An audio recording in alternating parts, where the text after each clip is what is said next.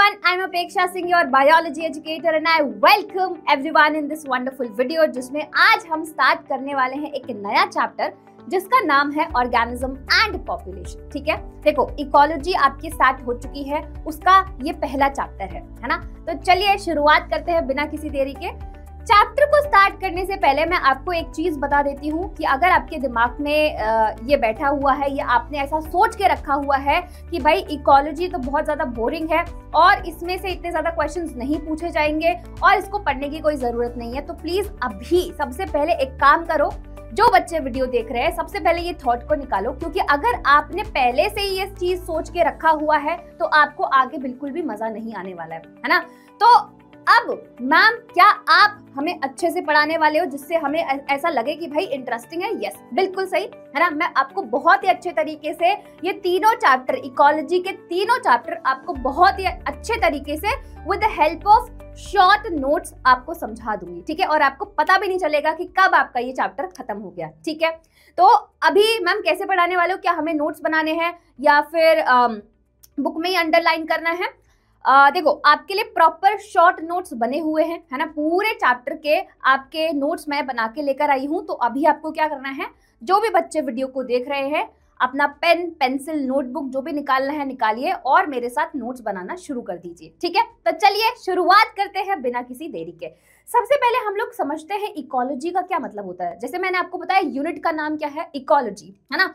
तो इसका क्या मतलब है वो हम लोग समझते हैं। देखो इकोलॉजी एक ऐसा साइंस का ब्रांच है जो आपके और आपके जो सराउंडिंग में एनवायरमेंट है, हम दोनों का रिलेशनशिप, दोनों का इंटरैक्शन, है ना, उसमें इकोलॉजी में हम ये चीजें पढ़ते हैं। ठीक है, जैसे कि इकोलॉजी एक ऐसा ब्रांच ऑफ साइंस है जिसमें हम क्या पढ़ते हैं, रिलेशनशिप अमंग द ऑर्गेनिज्म और उसके सराउंडिंग में फिजिकल एनवायरनमेंट का जो रिलेशनशिप है वो हम लोग पढ़ते हैं। ठीक है, आई बात समझ में? चलिए अब सबसे पहला जो टॉपिक इस चैप्टर में हम लोग डिस्कस करने वाले हैं वो है पॉपुलेशन। सबसे पहले समझेंगे कि पॉपुलेशन क्या होता है ना। फिर हम ये भी समझेंगे कि हमें क्यों जरूरत है पॉपुलेशन को पढ़ने की। ठीक है, क्या मतलब है, हमें क्या फर्क पड़ रहा है कि कोई पॉपुलेशन है, कितना बढ़ रही है, कितना घट रही है, हमें क्या मतलब। ठीक है, वो सारी चीजें हम लोग यहाँ पर डिस्कस करेंगे। तो जैसे मैंने बोला कि भाई पेन, पेंसिल, नोटबुक निकाल के रखो और नोट्स बनाना शुरू कर दो। देखो सबसे पहले हम लोग समझते हैं पॉपुलेशन क्या होती है। तो एक ग्रुप ऑफ ऑर्गेनिज्म, है ना, एक ग्रुप ऑफ ऑर्गेनिज्म जैसे कि एक कोई ग्रुप है, group of organism of species living in a particular area. एक पर्टिकुलर एरिया में एक ग्रुप ऑफ ऑर्गेनिज्म या फिर ग्रुप ऑफ स्पीशीज जो रह रही है उसको हम लोग क्या बोलेंगे, पॉपुलेशन बोलेंगे। अब सवाल ये आता है कि why we need to study population, है ना, हमें क्यों जरूरत है पॉपुलेशन को पढ़ने की। सबसे पहला अगर कोई इसका आंसर देगा तो यही देगा कि हमें एग्जैक्ट नंबर्स पता होने चाहिए। मैम एग्जैक्ट नंबर्स का क्या मतलब होता है? एग्जैक्ट नंबर्स मतलब कि मुझे पता होना चाहिए कि इस एरिया में कितनी पॉपुलेशन है, क्योंकि हमारे पास रिसोर्सेज लिमिटेड है ना। हमारे पास रिसोर्सेज लिमिटेड है, ऐसा तो है नहीं कि हमारे पास सारी चीजें अनलिमिटेड है, हम कितना भी इस्तेमाल कर सकते हैं, हम उसको बहुत ही ज्यादा एक्सप्लॉइट कर सकते हैं, ऐसा नहीं है ना। तो हमें इसीलिए जानने की जरूरत है कि एक पर्टिकुलर एरिया में अगर इतनी पॉपुलेशन है और इतने रिसोर्सेज हैं तो क्या ये रिसोर्सेज इनफ है उतनी पॉपुलेशन को सस्टेन करने के लिए, है ना। ये सबसे बड़ा आंसर, ये जो क्वेश्चन मैंने आपसे पूछा है ना कि why we need to study population, इसका यही आंसर है कि हमें पता करना है कि जितनी पॉपुलेशन इस एरिया में है और जहां पर रिसोर्सेज है, क्या ये रिसोर्सेज इनफ है इस पॉपुलेशन को सस्टेन करने के लिए, है ना। राइट, आई बात समझ में, है ना। आई एम होपिंग आपको अभी क्वेश्चन का आंसर मिल गया होगा, है ना। तो अभी तक हमने क्या समझा, पॉपुलेशन क्या होता है, group of organism of species, एक स्पीशीज के ग्रुप ऑफ ऑर्गेनिज्म एक पर्टिकुलर एरिया में रह रहे हैं उसको हम पॉपुलेशन बोलते हैं।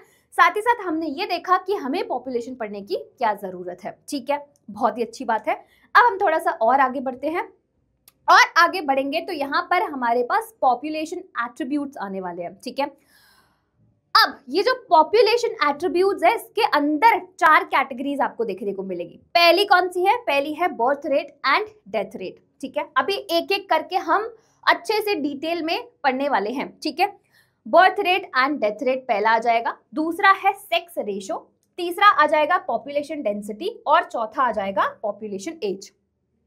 आई बात समझ में, है ना। बर्थ एंड डेथ रेट का मतलब कि एक अगर पॉपुलेशन है तो कितने नंबर ऑफ बर्थ, कितने बर्थ्स हो रहे हैं, कितनी डेथ्स हो रही है, ठीक है। दूसरा सेक्स रेशो, मेल और फीमेल का रेशो कैसा है, ठीक है। पॉपुलेशन डेंसिटी, फिर आता है आपका पॉपुलेशन एज। तो पॉपुलेशन एज में आपका कितने आपके बिलो मतलब कितने आपके प्री रिप्रोडक्टिव उसमें है, कैटेगरी में है, कितने रिप्रोडक्टिव कैटेगरी में है, कितने पोस्ट रिप्रोडक्टिव कैटेगरी में है, ये सारी चीजें अभी एक एक करके हम सबको अच्छे से पढ़ने वाले हैं, ठीक है।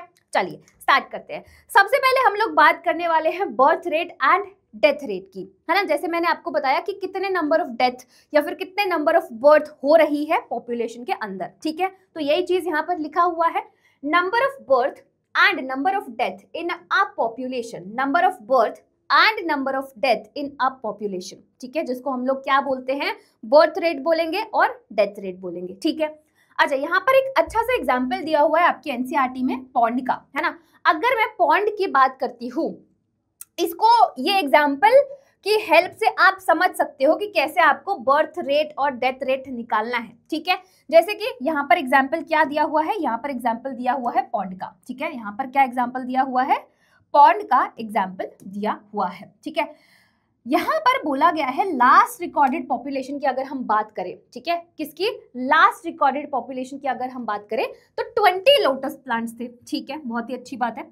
फिर उसके बाद यहाँ पर उसने बोला कि फिर उसके बाद 8 बेबी प्लांट्स और आ गए, है ना, बेबी लोटस मतलब नए लोटस आ गए। तो टोटल पॉपुलेशन कितनी हो गई हमारे पास, 28 हो गई। कितनी हो गई हमारे पास, 28 हो गई। अच्छा, अगर मुझे बर्थ रेट निकालना है, बर्थ रेट रेशो निकालना है, तो इसका फॉर्मूला दिया हुआ है, यहाँ पर मैं आपको बताती हूँ, है ना। यहाँ पर ये इसका फॉर्मूला दिया हुआ है जिसमें ऊपर वाला तो डिफरेंस है ना, और नीचे वाला लास्ट रिकॉर्डेड पॉपुलेशन है।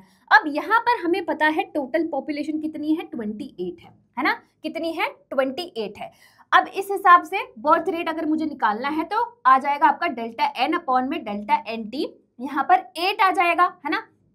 डिफरेंस 8 आ गया, और आपका लास्ट रिकॉर्डेड पॉपुलेशन कितना था, 20 था, तो 20 आ जाएगा, एंड 0.4 आपका बर्थ रेट रेशो आ जाएगा। तो इस तरीके से आप बर्थ रेट रेशो को निकाल सकते हो, ठीक है। आई बात समझ में, ये तो हो गई बर्थ रेट रेशो की बात। ऐसे ही आप डेथ रेट रेशो भी निकाल सकते हो, ठीक है। आई बात समझ में। आपके एनसीईआरटी में एक और अच्छा एग्जांपल दिया हुआ है जिसकी हेल्प से आप डेथ रेट रेशो को भी निकाल सकते हो, ठीक है। All right, so I am hoping आपको इतना जो भी यहाँ पर इस स्लाइड में लिखा हुआ है वो सारी चीजें आपको समझ में आ गई होगी, ठीक है। चलो, बहुत ही अच्छी बात है, समझ में आ गई है। अब हम थोड़ा सा और आगे बढ़ते हैं, और नेक्स्ट जो हम लोग पढ़ने वाले हैं वो है सेक्स रेशो, ठीक है। क्या है, सेक्स रेशो। देखो, सेक्स रेशो में आपका मेल और फीमेल का रेशो देखा जाता है।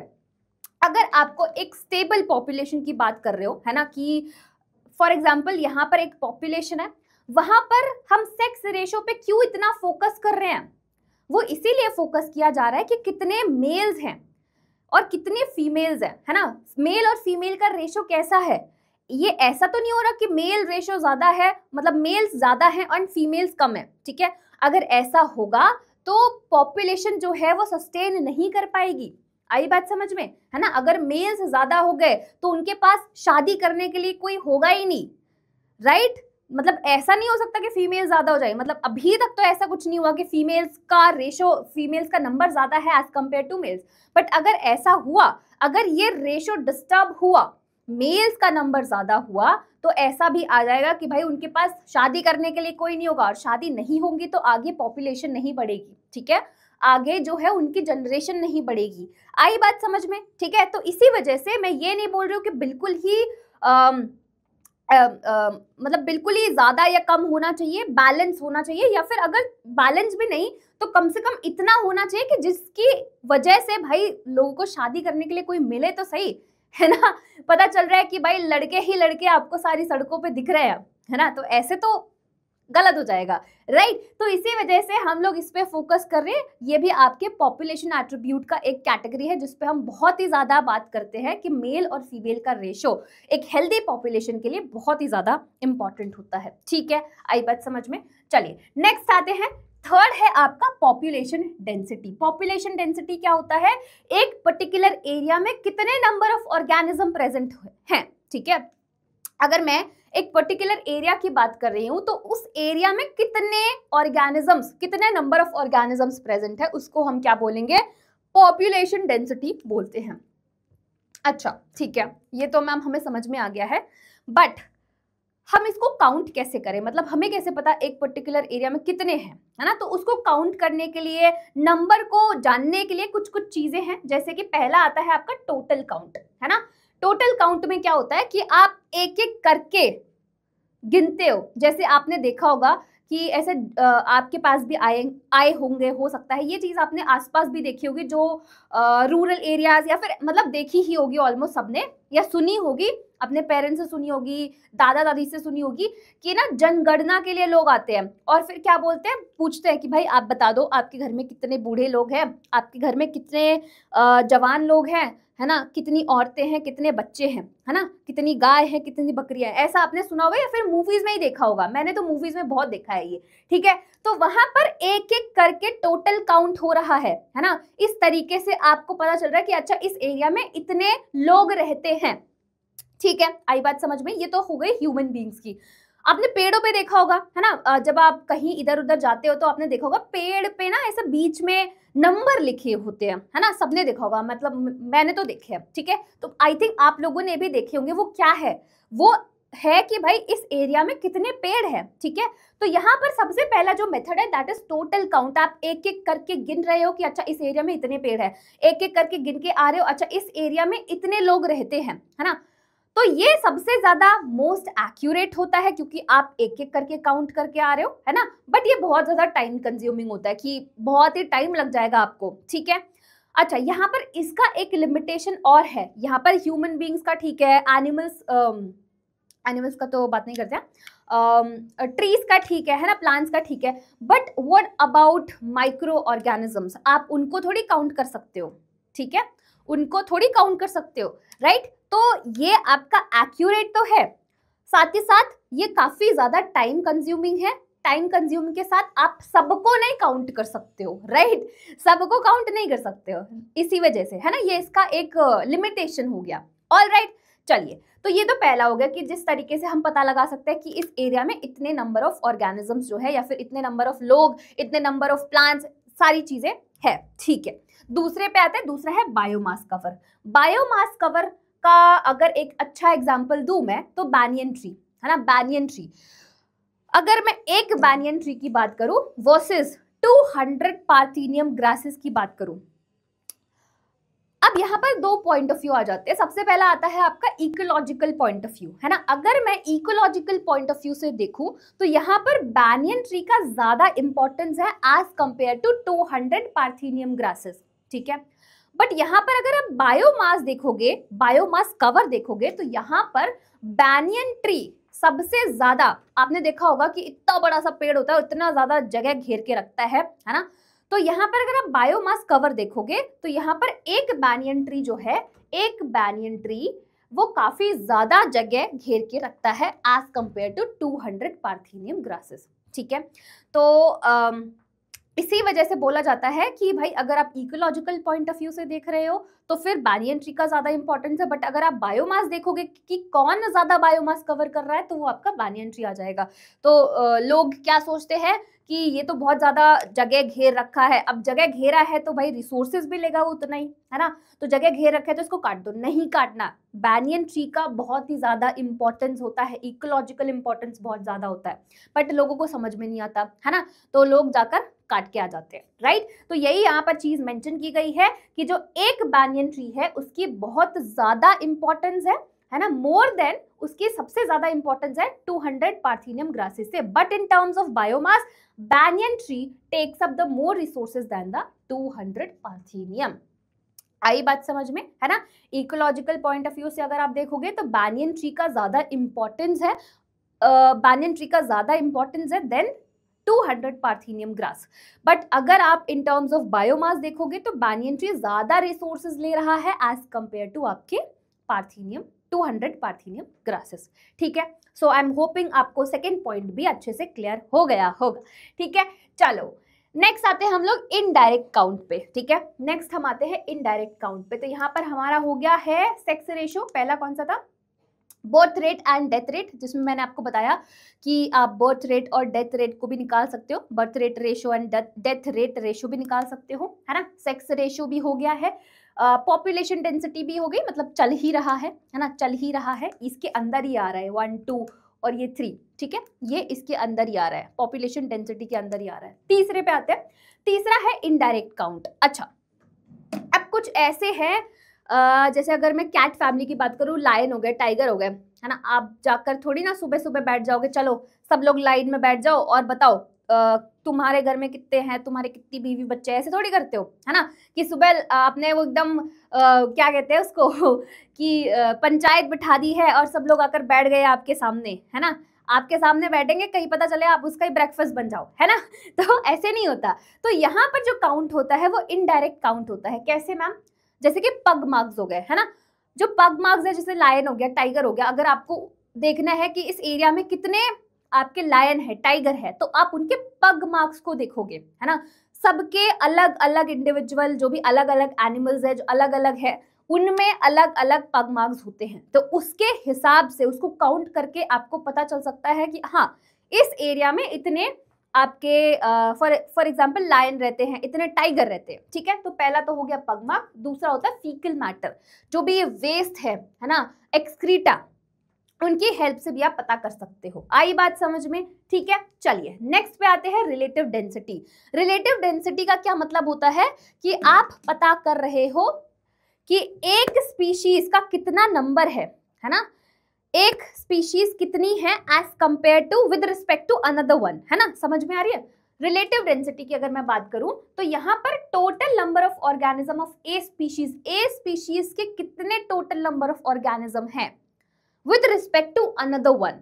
रिलेटिव है ना, रिलेट कर रहे हो आप किसी से। ठीक है, तो यहाँ पर total of organism of a species upon में total number of organism of all the species into 100, इस तरीके से आप रिलेटिव डेंसिटी को निकाल सकते हो। और रिलेटिव डेंसिटी में क्या आता है कि आप एक स्पीशीज की स्टडी कर रहे हो with respect to the other species, है ना। कि अगर मैं यहाँ पर बात कर रही हूँ कि फॉर एग्जाम्पल आपने मंकी ले लिया, है ना, एग्जाम्पल मंकी ले लिया, अब मंकी के रिस्पेक्ट में दूसरी कोई स्पीशीज ले लो, उस तरीके से। ठीक है, तो ये इसका फॉर्मूला आप याद रखना कि किस तरीके से आप रिलेटिव डेंसिटी को निकाल सकते हो। Total of organism of a species और total number of organism of all the species into में 100। आई बात समझ में। चलिए, बहुत ही बढ़िया बात है। नेक्स्ट हम आ जाते हैं, that is population as.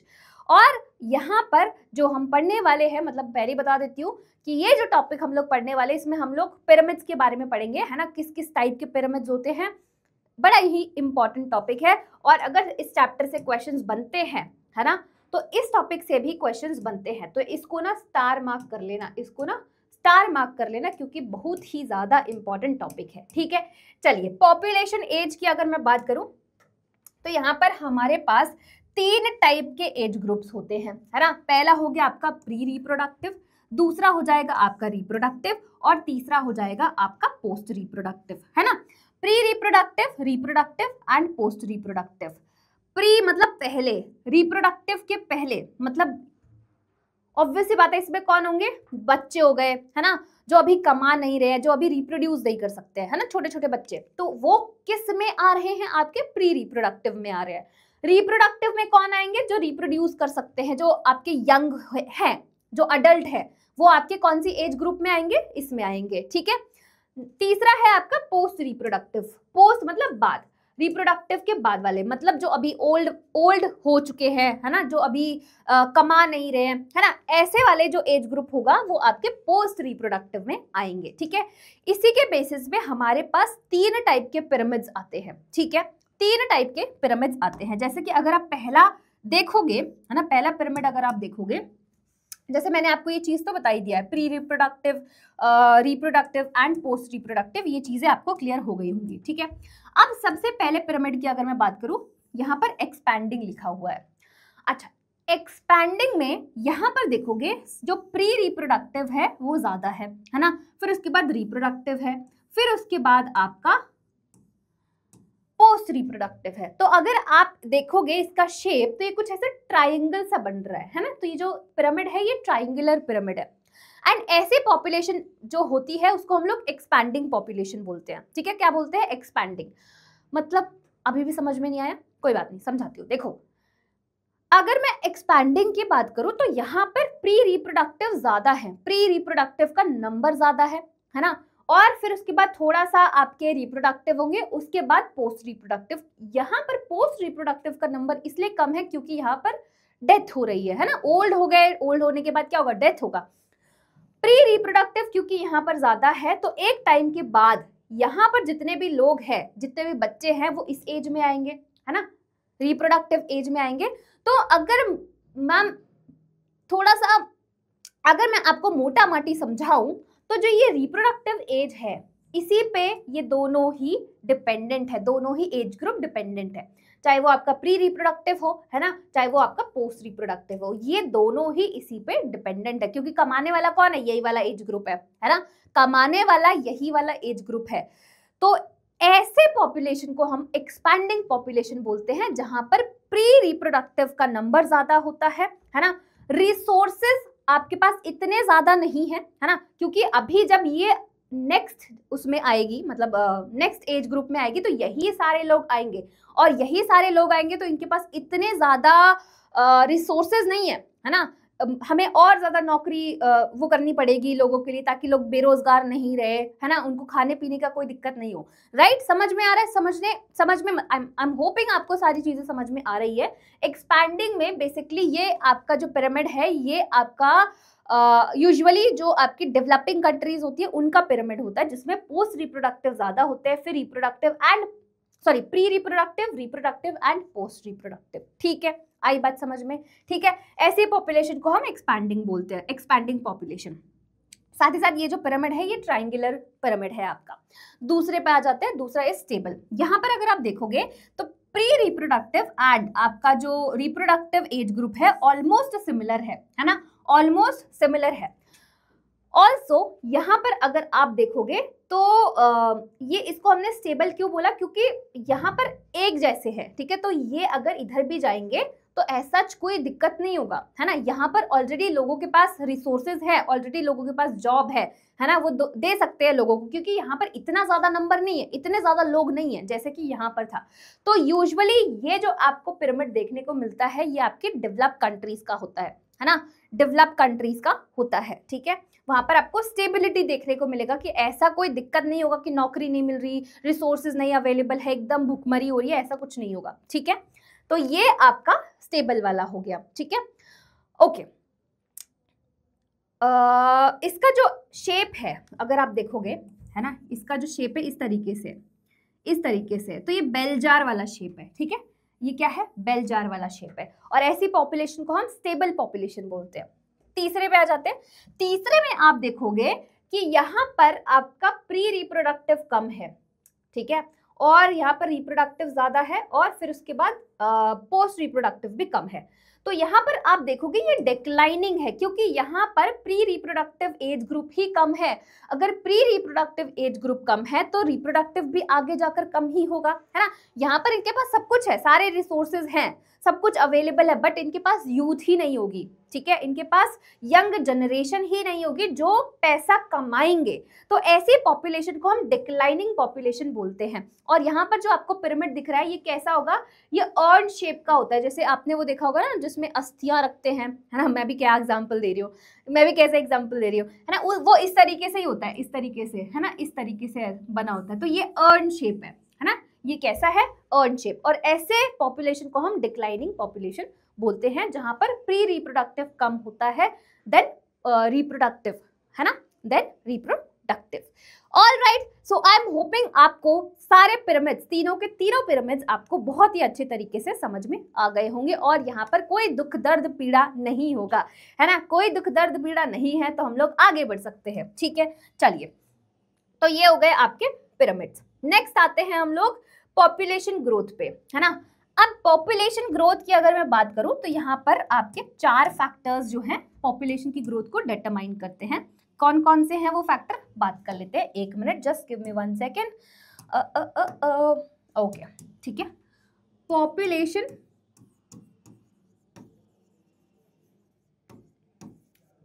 Growth, ठीक है। चलिए इसको समझते हैं। जैसे मैंने बोला कि 4 फैक्टर्स हैं जो डिटरमाइन करेंगे पॉपुलेशन ग्रोथ को, इसको हम समझते हैं बड़े अच्छे तरीके से। ठीक है, यहां पर है मम्मी चूहा, यहां पर है मम्मी चूहा, शी इज वेरी हैप्पी। ठीक है, मम्मी चूहा, इसके साथ छोटे छोटे से बच्चे चूहे, ठीक है, ये हो गए बच्चे चूहे। एक और बना देते हैं ऐसा, हाँ, ये हो गए बच्चे चूहे। ठीक है, अच्छा, ओके, तो ये जो है ये क्या है, नेटैलिटी। ठीक है, क्या है ये, नेटैलिटी। अच्छा, बर्थ रेट, ये क्या करेंगे, पॉपुलेशन को इंक्रीज कराएंगे, है ना, बढ़ाएंगे पॉपुलेशन। अगर बर्थ हो रहा है, बच्चे का जन्म हो रहा है, तो ऑब्वियस सी बात है कि क्या होगा, बर्थ रेट इंक्रीज होगा। बर्थ हो रहा है तो ऑब्वियस सी बात है पॉपुलेशन की ग्रोथ ही होगी। ठीक है, तो इसको मैंने पॉजिटिव बना दिया है। ठीक है, अब यहाँ पर क्या हुआ कि ये लोग गए थे पार्टी करने, है ना, मस्त सोच रहे थे पार्टी करेंगे, बट इनकी हो गई डेथ। ठीक है, इनकी क्या हो गई, डेथ हो गई। इन्होंने पी ली जहरीली शराब। ठीक है, इन्होंने क्या पी लिया, जहरीली शराब पी लिया, और जिसकी वजह से इनकी डेथ हो गई। तो यहाँ पर जो डेथ रेट है वो आपकी पॉपुलेशन ग्रोथ को कम करेगी, है ना, तो इसलिए हमने इसको क्या बोल दिया, नेगेटिव बोल दिया।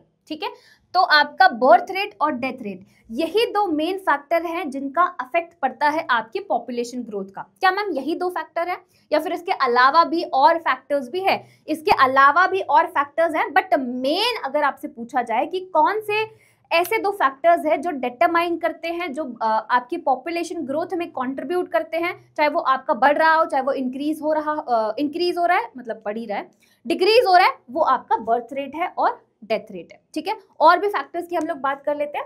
जैसे कि यहाँ पर आए हमारे पास एनआरआई चूहे। ठीक है, यहाँ पर हमारे पास मस्त एनआरआई चूहे आए हैं, बोल रहे थे कि भाई यूएस में ना थोड़ा सा मज़ा नहीं आ रहा, थोड़ा चेंज के लिए हम लोग इंडिया घूम के आते हैं, है ना, वहाँ पर मस्त एकदम पार्टी वार्टी करेंगे, बनारस घूमेंगे, एकदम कुंभ का मेला देखेंगे, बहुत सारी जगह एकदम पहाड़ों पे घूमेंगे, थोड़े टाइम के लिए हम लोग 1 साल के लिए घूमने चलते हैं, थोड़ा जस्ट फॉर अ चेंज, है ना। तो ये आ गए, है ना, यहाँ पर एंट्री मार चुके हैं। तो ये क्या हो गया, इमिग्रेशन। तो ये भी आपके पॉपुलेशन ग्रोथ को इंक्रीज ही करने वाले हैं। ठीक है, अच्छा, अब इंडिया से लोगों ने बोला यार इंडिया का माहौल ना थोड़ा अच्छा नहीं है, पढ़ाई वढ़ाई अच्छी नहीं है, है ना, तो हम क्या करते हैं, हम लोग पढ़ाई करने के लिए बाहर निकल लेते हैं, है ना, हम लोग बाहर थोड़ा सा एक्सप्लोर करके आते हैं कि दुनिया कैसी है। ठीक है, तो पढ़ाई करने के बहाने हम लोग निकल गए, तो यहाँ से कुछ चूहे जो है वो निकल चुके हैं, है ना, हमारी कंट्री से जा चुके हैं। तो ये क्या हो जाएगा, ये हो जाएगा एमिग्रेशन। ये क्या करेगा, ये कम कर रहा है ना, पॉपुलेशन ग्रोथ को कम कर रहा है। ठीक है, तो यहाँ पर 4 फैक्टर्स की हम लोगों ने बात करी। ये आपको एनसीईआरटी में अच्छे से डायग्राम भी दिख जाएगा, है ना, वहां पर पेज नंबर मुझे नहीं पता, देख लेना तुम लोग। तो ये 4 फैक्टर्स जो हैं वो आपके पॉपुलेशन ग्रोथ में कंट्रीब्यूट करते हैं। ग्रोथ की अगर हम बात करें तो इसमें आपका बर्थ रेट आ जाएगा और इमिग्रेशन आ जाएगा, मतलब ये बढ़ा रहे हैं, है ना, साथ ही साथ डेथ रेट और इमिग्रेशन मतलब कम करेंगे। तो ये 4 फैक्टर्स है ना, 4 मेनली फैक्टर। अगर इसमें से भी पूछा जाए कि ऐसे कौन से 2 फैक्टर्स हैं, तो आपका बर्थ रेट और डेथ रेट आ जाता है। आई बात समझ में? सो आई एम होपिंग आपको समझ में आ गया। इमिग्रेशन मतलब आना, इमिग्रेशन मतलब जाना, डेथ रेट मतलब डेथ होना, है ना, कितनी डेथ हो रही है, बर्थ मतलब पैदा होना। ठीक है, आई बात समझ में? चलिए, बहुत ही बढ़िया बात है ना, बहुत ही बढ़िया बात है। अच्छा, इसी के ऊपर बेस एक ना इक्वेशन दी गई है जो हम लोग एक बार समझ लेते हैं, क्योंकि कभी कभी इक्वेशन पे क्वेश्चन आ जाते हैं। यहाँ पर देखना, ठीक है, ये जो दिया हुआ है इसका क्या मतलब है, पॉपुलेशन एट टाइम टी, है ना, nt+1 is population at time. इसको निकालने के लिए हमारे पास होता है nt, that is last recorded population, ठीक है, लास्ट रिकॉर्डेड पॉपुलेशन। इसमें आ जाएगा कि मतलब ब्रैकेट में बर्थ है, ये इमिग्रेशन, और ये डेथ है और एमिग्रेशन है, इसको हम लोग माइनस करेंगे, ठीक है। अगर पॉपुलेशन इंक्रीज हो रही होगी तो ये दोनों कंट्रीब्यूट कर रहे हैं, जैसे मैंने बोला कि बर्थ रेट और डेथ रेट, बर्थ रेट और इमिग्रेशन इंक्रीज करेंगे, तो अगर पॉपुलेशन इंक्रीज हो रही है तो ये दोनों कंट्रीब्यूट करेंगे, है ना। और अगर पॉपुलेशन डिक्रीज हो रही है तो ये किसकी वजह से होगा, आपके डेथ और एमिग्रेशन की वजह से होगा। आई बात समझ में? तो आई एम होपिंग आपको पॉपुलेशन ग्रोथ वाला टॉपिक अच्छे से समझ में आ गया होगा और एज सच आपको कोई दिक्कत नहीं हुई होगी, ठीक है। चलिए, नाउ अगेन एक और इंपॉर्टेंट टॉपिक जो है पॉपुलेशन ग्रोथ कर्व, है ना। यहाँ पर हम लोग दो कर्व की बात करने वाले हैं, दो टाइप के ग्रोथ कर्व की बात करने वाले हैं। एंड अगेन ये आपका सबसे ज्यादा इंपॉर्टेंट टॉपिक है ना। मतलब एक तो कौन सा वाला मैंने बताया, एक तो मैंने कौन सा बताया, ये पिरामिड्स वाला, है ना, देख रहे हो, ठीक है, पिरामिड्स वाला, और दूसरा आपका ये वाला जो यूजुअली क्वेश्चंस पूछे जाते हैं, जो आपके सब्जेक्टिव क्वेश्चंस पूछे जाएंगे वो इधर से ही आएंगे, ठीक है। तो इसको ध्यान से सुनना। देखो, पॉपुलेशन ग्रोथ कर्व में सबसे पहले हम लोग एक्सपोनेंशियल ग्रोथ की बात करने वाले। एक्सपोनेंशियल ग्रोथ नाम से पता चल रहा है कि एक्सपोनेंशियली ग्रो कर रहा है कोई चीज, ठीक है। अच्छा, अगर मैं यहाँ पर कर्व की बात करूं, सबसे पहले हम लोग डायग्राम बना लेते हैं, है ना, उसके बाद हम लोग ये सारी चीजें कर लेंगे, ठीक है। एक बार डायग्राम बना लेते हैं, उसके बाद सारी चीजें कर लेंगे। एक minute, just give me 1 second.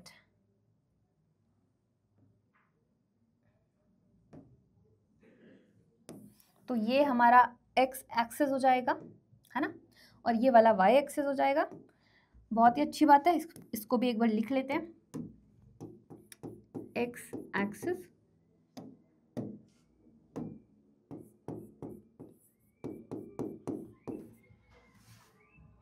ये वाई एक्सिस, ठीक है। यहाँ पर आपका टाइम हो जाएगा और यहाँ पर पॉपुलेशन डेंसिटी हो जाएगा। पॉपुलेशन, और ये जो आपको ग्राफ मिलेगा ये कुछ इस तरीके से मिलेगा, ठीक है, इस तरीके से जे शेप्ड कर्व, है ना, इसको क्या बोलते हैं हम लोग, जे शेप्ड, ठीक है, क्या बोलते हैं इसको, जे शेप्ड बोलते हैं। चलो अब इसको समझते हैं, फटाफट से समझते हैं। ये हमें कर्व कब मिलता है, जब हमारे पास रिसोर्सेज अनलिमिटेड है ना। चाहे आप वो फूड की बात कर लो, वाटर की बात कर लो, स्पेस की बात कर लो, आप ये मान के चलो कि हमारे पास सारे रिसोर्सेज जो हैं वो अनलिमिटेड हैं। मतलब आप कुछ भी खाओ पियो, कुछ भी, कोई सब कुछ लिमिटेड नहीं है ना, सब कुछ अनलिमिटेड है। तो जब सारी चीजें आपको अनलिमिटेड मिल रही है तो उसमें एक इंडिविजुअल अपने बायोटिक पोटेंशियल को रीच करता है। अब बायोटिक पोटेंशियल का क्या मतलब होता है उसको हम लोग समझते हैं। फॉर एग्जाम्पल, अगर मैं आपको एग्जाम्पल की हेल्प से समझाऊं तो एक वुमन की हम बात करते हैं कि वो 9 महीने, मतलब अगर वो प्रेग्नेंट है तो 9 महीने तक प्रेग्नेंट है, उसके बाद बच्चे की डिलीवरी होती है, ठीक है। बट अगर मैं उसके बायोटिक पोटेंशियल की बात करूं तो हर 9 महीने के बाद उसके पॉसिबिलिटी है प्रेगनेंसी की, ठीक है। बट क्या ऐसा होता है, नहीं होता है ना। यही चीज यहाँ पर लिखा हुआ है कि अगर अनलिमिटेड रिसोर्सेज है, अगर आपको ये चीज नहीं सोचना है कि भाई खाना कहाँ से आएगा, स्पेस नहीं है हमारे पास, हम क्यों बच्चा पैदा करें, तो बहुत सारे जो इंडिविजुअल्स है वो अपने बायोटिक पोटेंशियल मतलब कितनी ज्यादा उनकी मैक्सिमम पोटेंशियल कितनी है ना। जैसे मैंने बोला हर 9 महीने के बाद बच्चा होने की पॉसिबिलिटी है, बट ऐसा नहीं होता है ना। कोई भी इंडिविजुअल अपने मैक्सिमम रिप्रोडक्टिव कैपेसिटी को अचीव करती है, that is called biotic potential, ठीक है। मैक्सिमम जितना हो सकता है उतना वो अचीव करेगी, है ना। तो biotic potential intrinsic rate of natural resources, है ना, intrinsic rate of natural resources, मतलब यूजुअली इसमें आपको देखने को मिलता है कि बायोटिक पोटेंशियल रीच होता है, ठीक है। अच्छा, जो बायोटिक पोटेंशियल है उसको हम लोग रिप्रेजेंट करते हैं बाय स्मॉल आर, ठीक है। यहाँ पर आपका ये इस तरीके से रिप्रेजेंटेशन इसका होता है ना। और किसी भी पॉपुलेशन में, any population that achieve its maximum reproductive capacity follow J curve, है ना। कोई भी पॉपुलेशन अगर अपने मैक्सिमम रिप्रोडक्टिव कैपेसिटी को अचीव करता है तो वो कौन सा कर्व फॉलो करता है, जे शेप्ड कर्व फॉलो करता है, ये वाला, ठीक है। इस तरीके से यहाँ पर आप देख रहे हो ये इंक्रीज ही होता जा रहा है, इंक्रीज ही होता जा रहा है, इंक्रीज ही होता जा रहा है, ठीक है, इंक्रीज ही होता जा रहा है। कब तक इंक्रीज होता जाएगा, जब तक आपके रिसोर्सेज अनलिमिटेड हैं। जैसे ही रिसोर्सेज लिमिटेड हुए, ये जो आपको पॉपुलेशन दिख रही है ना बढ़ती हुई, ये एकदम खटाक से गिरेगी, है ना, एकदम ऐसे तरीके से इस पॉपुलेशन में डिक्लाइन आएगा। आई बात समझ में, है ना। जैसे कि अगर मैं एक एग्जाम्पल लूँ, है ना, मस्किटोज का एग्जाम्पल ले लेते हैं कि जब बारिश का मौसम आता है ना, उस टाइम पर जो आपके मस्किटोज है वो ऐसे उनका पॉपुलेशन इंक्रीज होता है, ऐसे इंक्रीज होता है बहुत ही नंबर की। अगर आप उनको थोड़ा सा मार भी दोगे ना तो भी बच जाएंगे, है ना। इतना ज्यादा उनका जो रेट होता है रिप्रोडक्शन का वो इतना हाई होता है, राइट। तो ऐसे एग्जाम्पल जैसे मैंने बोला कि वो कैसा कर्व फॉलो करेंगे, जे शेप्ड कर्व फॉलो करेंगे। ऑल राइट, आई बात समझ में, ठीक है। चलो अब हम थोड़ा सा आगे बढ़ते हैं कहानी में। अच्छा, यहाँ पर एक रिप्रेजेंटेशन की मैं बात करूंगी। If resources become limited, growing population drastically drop. ये चीज मैंने आपको बताई कि अगर आपके रिसोर्सेज लिमिटेड हुए तो जो ग्रोइंग पॉपुलेशन आपको दिख रही थी वो ड्रास्टिकली गिरेगा, है ना। जैसे मैंने आपको मस्किटोज का बताया, जैसे ही थोड़ी सी गर्मी आनी स्टार्ट होगी आप देखोगे उनका पॉपुलेशन ऐसे ड्रास्टिकली डाउन जाएगा, ठीक है। आई बात समझ में, चलिए ओके। अब इसका इक्वेशन देख लेते हैं, dn अपॉन में dt equals to rn। Ma'am ये क्या है, ये आपका हो जाता है पॉपुलेशन एट टाइम, और ये r इज बायोटिक पोटेंशियल, मतलब मैक्सिमम कितना कोई भी पॉपुलेशन जो है रिप्रोडक्टिव कैपेसिटी को रीच कर रहा है, अचीव कर रहा है ना। n is the last recorded population, n is the last recorded population. अब यहाँ पर क्वेश्चन आता है कि मैम क्या इस पे न्यूमेरिकल्स आएंगे? नहीं बेटा, कोई न्यूमेरिकल्स नहीं आएंगे। ऐसा कोई टेंशन लेने की आपको जरूरत नहीं है, बस आपको इक्वेशन पता होनी चाहिए। अगर आपसे पूछा जाए कि भाई इसका क्या इक्वेशन है तो आपको बस इतना पता होना चाहिए, ऐसा कोई न्यूमेरिकल्स नहीं आएंगे इस पे, ठीक है, राइट। ये जरूर पूछ सकते हैं कि भाई ये क्या है, ये क्या है, ये क्या है, ये आप एक्सप्लेन कर सकते हो, लिख सकते हो, बट ऐसा कोई न्यूमेरिकल नहीं आता है, ठीक है। अब हम आ जाते हैं लॉजिस्टिक ग्रोथ पे, ठीक है। पॉपुलेशन ग्रोथ कर्व में हम लोग लॉजिस्टिक ग्रोथ की बात करेंगे। लॉजिस्टिक ग्रोथ जैसे नाम से पता चल रहा है एलॉजिकल सा होगा थोड़ा सा। जैसे जे शेप्ड वाले में अगर मैं बात करूं तो ऐसा होता नहीं है नॉर्मली, है ना। आपने देखा ऐसा थोड़ी होगा कि जैसे मैंने बोला 9 महीने के बाद क्या कहते हैं पॉसिबिलिटी है, तो हर 9 महीने थोड़ी ना कोई प्रेग्नेंट होती रहती है, नहीं होता ना ऐसा। तो यहाँ पर हम थोड़ा लॉजिकल बात करेंगे, जो असलियत में होता है ऐसा, ठीक है। तो वहां पर जो आपको कर्व देखने को मिलेगा, जो इसमें आपको कर्व देखने को मिलेगा, वो आपका एस शेप्ड या फिर सिग्मोइड कर्व होता है, ठीक है। वॉल-हॉल-पॉल लॉजिस्टिक कर्व या फिर एस शेप्ड कर्व या फिर सिग्मोइड कर्व, जो भी आप बोलना चाहो। एक बार हम इस कर्व को बनाकर देखते हैं, है ना। आपके एनसीईआरटी में दोनों ही जो कर्व है वो एक ही डायग्राम में दिया हुआ है, वो अब आप पे डिपेंड करता है। अगर आपको अलग अलग बनाना है तो अलग बना लो, और अगर आपको एक साथ बनाना है तो एक साथ भी बना सकते हो, दैट्स योर चॉइस, है ना, दैट्स टोटली अपॉन यू। चलो एक बार मैं बनाकर देखती हूँ, मतलब बना के बता देती हूँ कि कैसा है क्या है, ठीक है। उसके बाद आपको जैसा सही लगे वैसा बना लेना, ठीक है। चलिए आइए आइए मेरे प्यारे प्यारे बच्चों, तो अगेन y एक्सेस हो जाएगा ये, है ना, ये हो गया हमारा y एक्सेस। देन यहाँ पर हमारा x एक्सेस हो गया,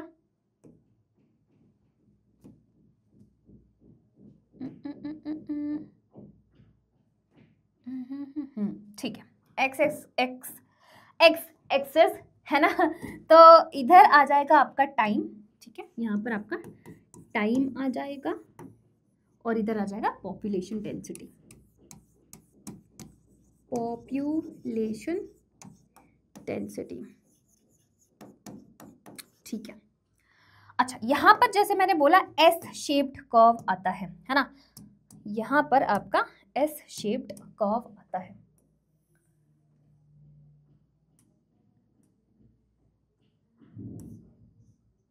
ये आ जाएगी आपकी कैरिंग कैपेसिटी। अब कैरिंग कैपेसिटी क्या होती है उसकी हम बात करेंगे, है ना।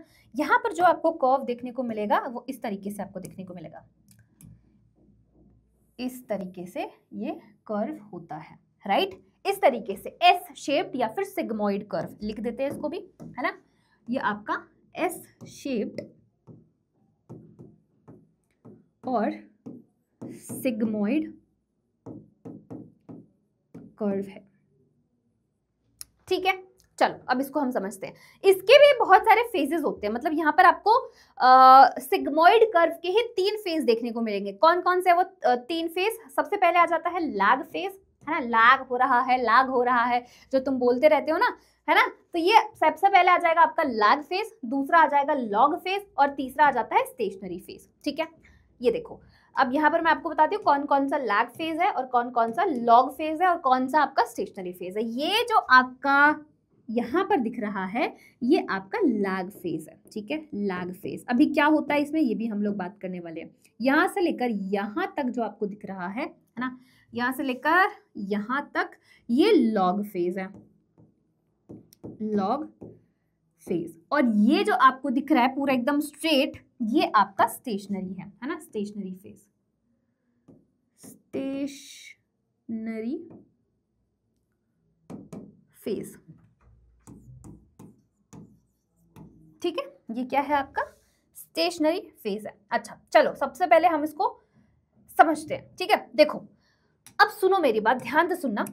अगर मैं बोलती हूं कि अगर मैं आपको किसी ऐसी जगह पर लेकर गई जो आपके लिए बिल्कुल नई है ना, तो वहां पर सबसे पहले आपको थोड़ा टाइम लगेगा समझने में कि भाई क्या चीजें हैं, कौन सी चीज कहाँ मिलती है, थोड़ा टाइम लगेगा आपको, है ना। ऐसे ही लॉग फेज में अगर आप देखोगे तो यहाँ पर इतना ज्यादा आपको पॉपुलेशन यहाँ इस फेज में नहीं इंक्रीज होगा, क्योंकि अभी थोड़ा टाइम लगेगा चीजों को समझने में, अडेप्ट करने में, एनवायरनमेंट कैसा है उसको अडेप्ट करने में थोड़ा टाइम लग रहा है ना। तो यहाँ पर आपको पॉपुलेशन ग्रोथ इतनी ज्यादा इंक्रीज होते हुए नहीं दिखेगी, तो ये आपका लैग फेज होता है। अब जैसे कि आप वहां से जैसे मैंने आपको बोला ना कि आपको मैं किसी और जगह छोड़ के आई हूँ, वहां पे आप थोड़े कंफर्टेबल हो गए, अब आपको थोड़ी बहुत चीजें पता चल गई, आप उसके एनवायरनमेंट के अकॉर्डिंग अडेप्ट कर चुके हो, आपको पता चल गया ये चीज यहाँ मिलते हैं, ग्रोसरी शॉप इधर है, ये सारी चीजें, है ना।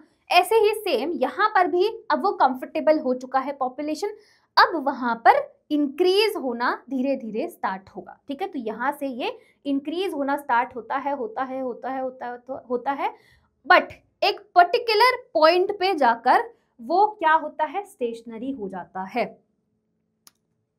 आई बात समझ में, है ना। यहां पर ये इंक्रीज हो रहा था, यहां पर ये स्टेशनरी हो जाता है। यहां पर ये स्टेशनरी क्यों हुआ, ये क्वेश्चन आता है, और इसका आंसर यही है कि हमारे पास रिसोर्सेज लिमिटेड होते हैं, ठीक है। यहां पर एक एनवायरमेंटल रेजिस्टेंस आएगा, ठीक है। जैसे कि आपने देखा होगा कि बहुत सारी जगहों पे आप देखते हो कि सुनामी आ गया, फ्लड आ गया, वो नेचर का रिस्पॉन्स होता है जो भी आपकी एक्टिविटीज है उसके खिलाफ, ठीक है।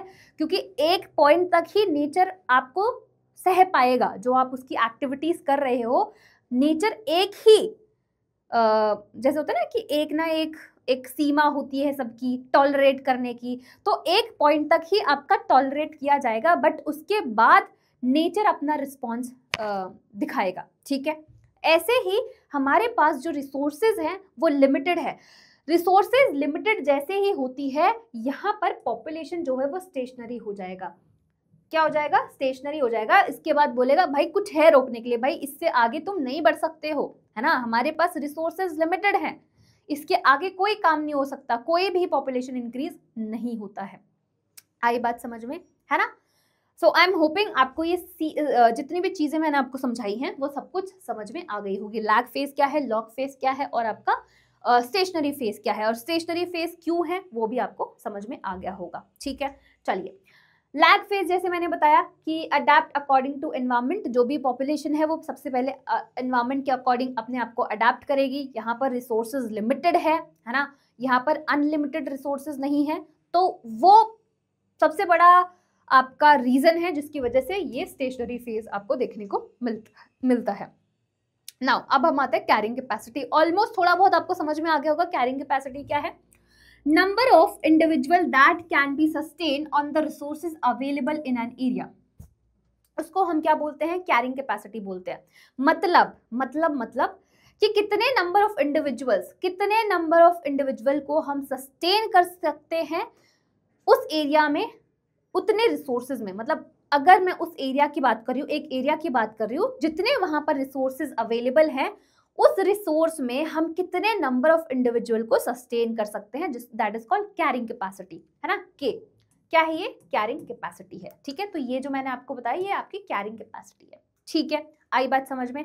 सो आई एम होपिंग आपको ये पॉइंट भी बहुत ही अच्छे तरीके से क्लियर हो गया होगा, ठीक है। अब इसकी इक्वेशन पे आते हैं। जैसे हमने पहले वाले कर्व की, जहां पर आपका जे शेप्ड कर्व था, उसकी इक्वेशन की बात करी थी, तो यहाँ पर भी हम इक्वेशन की बात कर लेते हैं, क्योंकि पूछा जाता है ना, पूछा जाएगा। यहाँ पे इक्वेशन आपसे जरूर पूछी जाएगी, न्यूमेरिकल नहीं पूछा जाएगा बट इक्वेशन तो आपसे पूछा ही जाएगा, ठीक है। चलो, तो यहाँ पर D N D T is equals to R N into में ब्रैकेट में के माइनस एन अपॉन में K. D N D T क्या रिप्रेजेंट कर रहा है, पॉपुलेशन एट टाइम टी, है ना। R is biotic potential, N is last recorded population, and ये क्या है मैम, ये नया, ये है आपका एनवायरमेंट रेजिस्टेंस। यहाँ पर आपको एनवायरमेंट रेजिस्टेंस देखने को मिलेगा। जैसे मैंने बोला था कि वहां पर कोई भी ऐसा रेजिस्टेंस नहीं था, पहले वाला जो हमने कर्व पढ़ा जे शेप्ड कर्व में, वहां पर एनवायरमेंट का कोई रेजिस्टेंस नहीं था। इसी वजह से आपने देखा कि वो बिल्कुल बढ़ता ही जा रहा था, पॉपुलेशन इंक्रीज ही होता जा रहा था। बट यहाँ पर एनवायरमेंट रेजिस्टेंस होगा, यहाँ पर एनवायरमेंट रेजिस्टेंस होगा, तो इसी वजह से यहाँ पर जो पॉपुलेशन है ये आगे बढ़ेगी नहीं, ये स्टेशनरी हो जाएगी, ठीक है।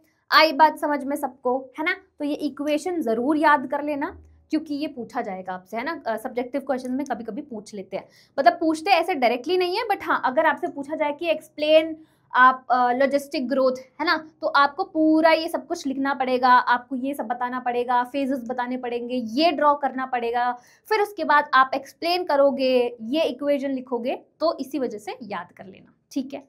चलिए, बहुत ही बढ़िया बात है ना।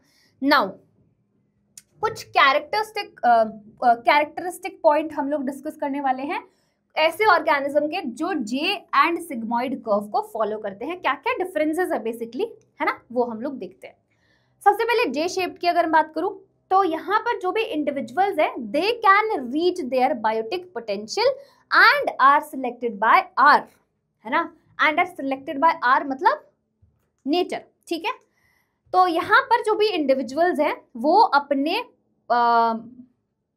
बायोटिक पोटेंशियल को रीच कर सकते हैं। वहीं पे अगर मैं सिग्मॉइड कर्व की बात करूं, they are K selected individual because they can reach up to the carrying capacity. ये सिर्फ कैरिंग कैपेसिटी तक ही रीच कर सकते हैं, क्योंकि यहाँ पर जो आपके रिसोर्सेज हैं वो अनलिमिटेड नहीं है। यहाँ पर जो रिसोर्सेज है वो लिमिटेड है, ठीक है, राइट। तो यहाँ पर इस तरीके से हमें कर्व देखने को मिलता है। यहाँ पर जो भी इंडिविजुअल्स या फिर आप बोल सकते हैं जो भी ऑर्गेनिज्म जे शेप्ड फॉलो करते हैं वो काफी ज्यादा स्मॉल साइज के होते हैं, है ना। यहाँ पर लार्ज साइज के होते हैं, उनका शॉर्ट लाइफ स्पैन होता है। जैसे मैंने आपको मस्किटोज का एग्जांपल दिया, उनका काफी ज्यादा शॉर्ट लाइफ स्पैन होगा, ठीक है। उनका सारा एनर्जी बस एक ही बार रिप्रोड्यूस करेंगे, खत्म, ठीक है, रिप्रोड्यूस करके खत्म हो जाएंगे, राइट। तो यहाँ पर शॉर्ट लाइफ स्पैन होगा, यहाँ पर लॉन्ग लाइफ स्पैन होगा। यहाँ पर हाई फिकेंडिटी का मतलब होता है large progeny, number of progeny बहुत ज्यादा, एक ही बारी में इतने ज्यादा लार्ज नंबर ऑफ प्रोजेनी जो है वो प्रोड्यूस कर देते हैं। यहाँ पर लेस फिकेंडिटी होता है ना, इतना ज्यादा नंबर में प्रोजेनी नहीं प्रोड्यूस करते हैं। एक ही रिप्रोडक्टिव साइकिल होता है, एक ही रिप्रोडक्टिव इवेंट होता है। यहाँ पर मैनी रिप्रोडक्टिव इवेंट्स पॉसिबल हो सकते हैं। यहाँ पर पोस्ट नेटल केयर नहीं होता है ना, मतलब बच्चा अगर पैदा हो गया तो उसका बाद में ख्याल नहीं रखा जाता है, बट यहाँ पर पोस्ट नेटल केयर होता है, ठीक है। आई बात समझ में। या जैसे यहाँ पर एग्जांपल दिया हुआ है मस्किटोज एंड इंसेक्ट्स का, यहाँ पर टाइगर और एलिफेंट का एग्जांपल दिया हुआ है जो आपका सिग्मॉइड कर्व फॉलो करते हैं, ठीक है। आई बात समझ में। सो आई एम होपिंग आपको इन दोनों के बीच का डिफरेंस बहुत ही अच्छे से क्लियर हो गया होगा। और अगर आपसे पूछा जाए कि भाई बता दो यार जे शेप्ड एंड सिग्मोइड कर्व का क्या डिफरेंस है, तो आप इजीली उसको बता सकोगे, ठीक है। कोई कंफ्यूजन नहीं होनी चाहिए अभी आपको, ठीक है। इसी के साथ हम लोग इस चैप्टर के नेक्स्ट टॉपिक पे, नेक्स्ट बोलो या फिर आखिरी टॉपिक बोलो, बट आखिरी टॉपिक भी बहुत ज्यादा लंबा है ना, तो इस पे आ चुके हैं जो है आपका पॉपुलेशन इंटरैक्शंस। अब यहाँ पर क्वेश्चन आता है कि भाई आखिर में ये जो पॉपुलेशन है ये इंटरैक्ट क्यों करती है एक दूसरे से, है ना। कुछ ना कुछ तो रीजन होगा, कुछ ना कुछ तो रीजन होगा कि आपके एक से ज्यादा जो स्पीशीज है ना, 2 और 2 से ज्यादा स्पीशीज वो आपस में इंटरैक्ट करती है। क्या रीजन है? सबसे पहला रीजन है फूड के लिए, खाना सबको चाहिए, है ना। तो खाने के लिए जो इंडिविजुअल्स है, जो भी स्पीशीज है, दूसरी स्पीशीज एक दूसरे स्पीशीज से इंटरैक्ट करती है। दूसरा हो जाता है शेल्टर, तीसरा हो जाता है ब्रीडिंग बिहेवियर, है ना। तो ये 3 रीजंस है जिसकी वजह से पॉपुलेशन इंटरैक्ट करती है एक दूसरे के साथ, ठीक है। अब मैं यहाँ पर आपको कुछ चीजें बता देती हूँ, इसका इस्तेमाल हम लोग आगे आने वाले वीडियो में करने वाले हैं, ठीक है। देखो 3 टाइप की इंटरैक्शंस बताई हुई है ना, 3 टाइप्स ऑफ इंटरैक्शन बताई हुई है। सबसे पहला है यहाँ पर अंडा, 0, मतलब कोई इफेक्ट ही नहीं पड़ रहा, चिल, है ना, कि ठीक है जो करना है करो, मुझे कोई फर्क नहीं पड़ता, आई डोंट केयर, है ना, वो वाला एटीट्यूड। फिर आता है प्लस, प्लस का क्या मतलब है? बेनिफिट, फायदा मिल रहा है, ठीक है। माइनस, माइनस का मतलब हार्मफुल, उसके लिए खतरा है, उसके लिए अच्छा नहीं है वो चीज, ठीक है। तो अगर आपको कहीं पे ऐसा अंडा दिखे, 0 दिखे, तो मतलब कोई इफेक्ट नहीं पड़ रहा उसका, किसी भी स्पीशीज की वजह से, किसी और दूसरे ऑर्गेनिज्म की वजह से उसको कोई फर्क नहीं पड़ रहा है, मेरे को फर्क नहीं पड़ता है, वो वाला सीन है यहाँ पर। बेनिफिट, पॉजिटिव दिखे तो बेनिफिट, नेगेटिव दिखे तो हार्मफुल, ठीक है। अब इसी के अकॉर्डिंग आपके बुक में ऐसा एक टेबल दिख रहा होगा, इसको हम पहले अच्छे से समझते हैं, ठीक है। इसको हम एक बार अच्छे से समझ लेते हैं। देखो समझना, ठीक है। यहाँ पर स्पीशीज ए और स्पीशीज बी दिया हुआ है, और यहाँ पर हमें नेम ऑफ इंटरैक्शंस दिए हुए हैं, ठीक है। जैसे मैंने बोला, प्लस का मतलब होता है बेनिफिट, माइनस का मतलब होता है हार्मफुल, 0 का मतलब है आपका कोई फर्क नहीं पड़ रहा है, नो इफेक्ट, है ना। यहाँ पर स्पीशीज ए और स्पीशीज बी दोनों को फायदा हो रहा है, दोनों को बेनिफिट हो रहा है, तो ऐसे टाइप के इंटरैक्शन को हम म्यूचुअलिज्म बोलते हैं। क्या बोलते हैं? म्यूचुअलिज्म बोलते हैं, ठीक है। दूसरा, स्पीशीज ए को नुकसान पहुंच रहा है और स्पीशीज बी को भी नुकसान पहुंच रहा है। ऐसे टाइप के इंटरैक्शन जिसमें दोनों को नुकसान पहुंच रहा है, दोनों के लिए हार्मफुल है, उसको हम कंपटीशन बोलते हैं। क्या बोला जाता है? कंपटीशन बोला जाता है। तीसरे पे आते हैं, स्पीशीज ए, यहाँ पर देखोगे, यहाँ पर उसको फायदा हो रहा है और दूसरे स्पीशीज को नुकसान हो रहा है। ऐसे टाइप के इंटरैक्शन को हम लोग प्रेडेशन बोलते हैं, ठीक है। अभी एक एक करके बहुत अच्छे से इनके बारे में डिटेल में पढ़ने वाले हैं, और इनके क्या क्या एग्जाम्पल्स हैं, क्योंकि एग्जाम्पल से भी क्वेश्चंस पूछे जाते हैं, ठीक है। तो उनके एग्जाम्पल्स भी हम लोग देख लेंगे। नेक्स्ट, स्पीशीज ए, यहाँ पर इसको फायदा हो रहा है, स्पीशीज बी को नुकसान पहुंच रहा है, ठीक है। ये आपका होता है पैरासिटिज्म। अब मैम अभी बोलोगे, कुछ बच्चे बोलेंगे मैम यहाँ पर भी पॉजिटिव है, यहाँ पर भी नेगेटिव है, यहाँ पर भी पॉजिटिव है, यहाँ पर भी नेगेटिव है, और यहाँ पर 2 टाइप के इंटरैक्शंस है, मतलब अलग अलग टाइप के इंटरैक्शंस है, ये कैसे हो गया, है ना। क्या डिफरेंस है इन दोनों के बीच में? अगर ये दोनों सेम ही है तो क्या मतलब इसको एक ही लिख देते नाम? नहीं, डिफरेंस है जिसके बारे में हम आगे बात करने वाले हैं, ठीक है। नेक्स्ट आ जाओ, स्पीशीज ए, यहाँ पर इसको फायदा हो रहा है, बेनिफिट हो रहा है, स्पीशीज बी को कोई फर्क नहीं पड़ रहा है ना, कि भाई ठीक है उसके रहने ना रहने से मेरे को कोई फर्क नहीं पड़ता है। तो ऐसे टाइप के इंटरैक्शन को हम कमेंसलिज्म बोलते हैं। नेक्स्ट पे आ जाते हैं, यहाँ पर उसको नुकसान हो रहा है बट दूसरे स्पीशीज को कोई फर्क ही नहीं पड़ रहा है ना, दूसरे को नुकसान हो रहा है और उसको कोई फर्क नहीं पड़ रहा है, तो यहाँ पर इस टाइप के इंटरैक्शन को हम अमेंसलिज्म बोलते हैं, ठीक है। आई बात समझ में, है ना। तो आई एम होपिंग अगर आपको ये टेबल आपको अच्छे से टेबल समझ में आ गई होगी, क्योंकि हम इसको अच्छे से अभी और अच्छे से डिटेल में एक एक इंटरैक्शन को पढ़ने वाले हैं, ठीक है। सबसे पहले हम स्टार्ट करने वाले हैं म्यूचुअलिज्म से, है ना। म्यूचुअलिज्म में ऐसा म्यूचुअल 2, है ना, तो म्यूचुअलिज्म में दोनों को बेनिफिट होगा। तो यहाँ पर ऐसे लिखा हुआ है पॉजिटिव पॉजिटिव, मतलब दोनों ही स्पीशीज जो है उनको बेनिफिट हो रहा है, ठीक है। अच्छा ठीक है, बहुत ही अच्छी बात है अगर दोनों को बेनिफिट हो रहा है। मतलब ऐसे कुछ आप बोल सकते हो कि ऑर्गेनिज्म जिनकी एक दूसरे के बिना लाइफ साइकिल इनकम्प्लीट है है ना, मतलब इतने ज्यादा वो डिपेंडेंट है एक दूसरे पे कि अगर एक नहीं रहा, मतलब अगर एक स्पीशीज एक्सटिंक्ट हो गई तो उसकी वजह से जो उस पर डिपेंडेंट स्पीशीज है वो भी एक्सटिंक्ट हो जाएगी, मतलब इतनी ज्यादा डिपेंडेंसी है। तो म्यूचुअलिज्म में बेसिकली यहाँ पर दोनों को ही बेनिफिट मिलता है, ठीक है। जैसे कि यहाँ पर सबसे बढ़िया एग्जाम्पल दिया हुआ है लाइकेंस का, है ना, आपने पढ़ा होगा लाइकेंस, पहले भी पढ़ा होगा, 11th में भी पढ़ा होगा, इधर भी पढ़ा होगा 12th में। लाइकेंस में बेसिकली आपका एल्गी होता है और फंजाई, ये दोनों सिम्बायोटिक एसोसिएशन में रहते हैं जहां पर दोनों को ही बेनिफिट मिल रहा होता है एक दूसरे से, ठीक है। तो कैसे होता है, कैसे ये एक दूसरे की हेल्प करते हैं, जो आपका एल्गी है वो खाना बनाता है और इन रिटर्न जो फंजाई है वो न्यूट्रिशन प्रोवाइड करता है और शेल्टर को प्रोवाइड करता है, and that's how they help each other, है ना। इन दोनों को एक दूसरे से फायदा मिल रहा है, ठीक है। आई बात समझ में, पहला एग्जांपल हमें अच्छे से समझ में आ गया।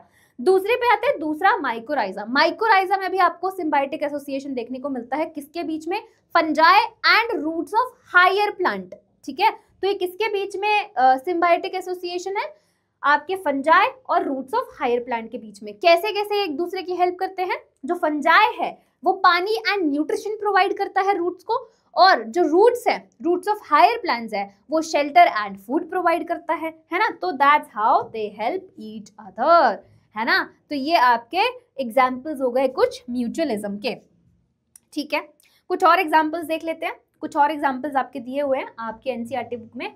देखो, प्लांट और पॉलिनेटर, है ना। अब देखो यार, पॉलिनेशन, मैंने आपको जो पहला चैप्टर पढ़ाया था sexual reproduction in flowering plants, वहां पर मैंने आपको बताया था कि पॉलिनेटर्स का कितना ज्यादा इंपॉर्टेंट रोल होता है ना। तो जिसको हम लोग पॉलिनेटिंग एजेंट्स बोलते हैं, ठीक है। क्या बोलते हैं, पॉलिनेटिंग एजेंट्स बोलते हैं।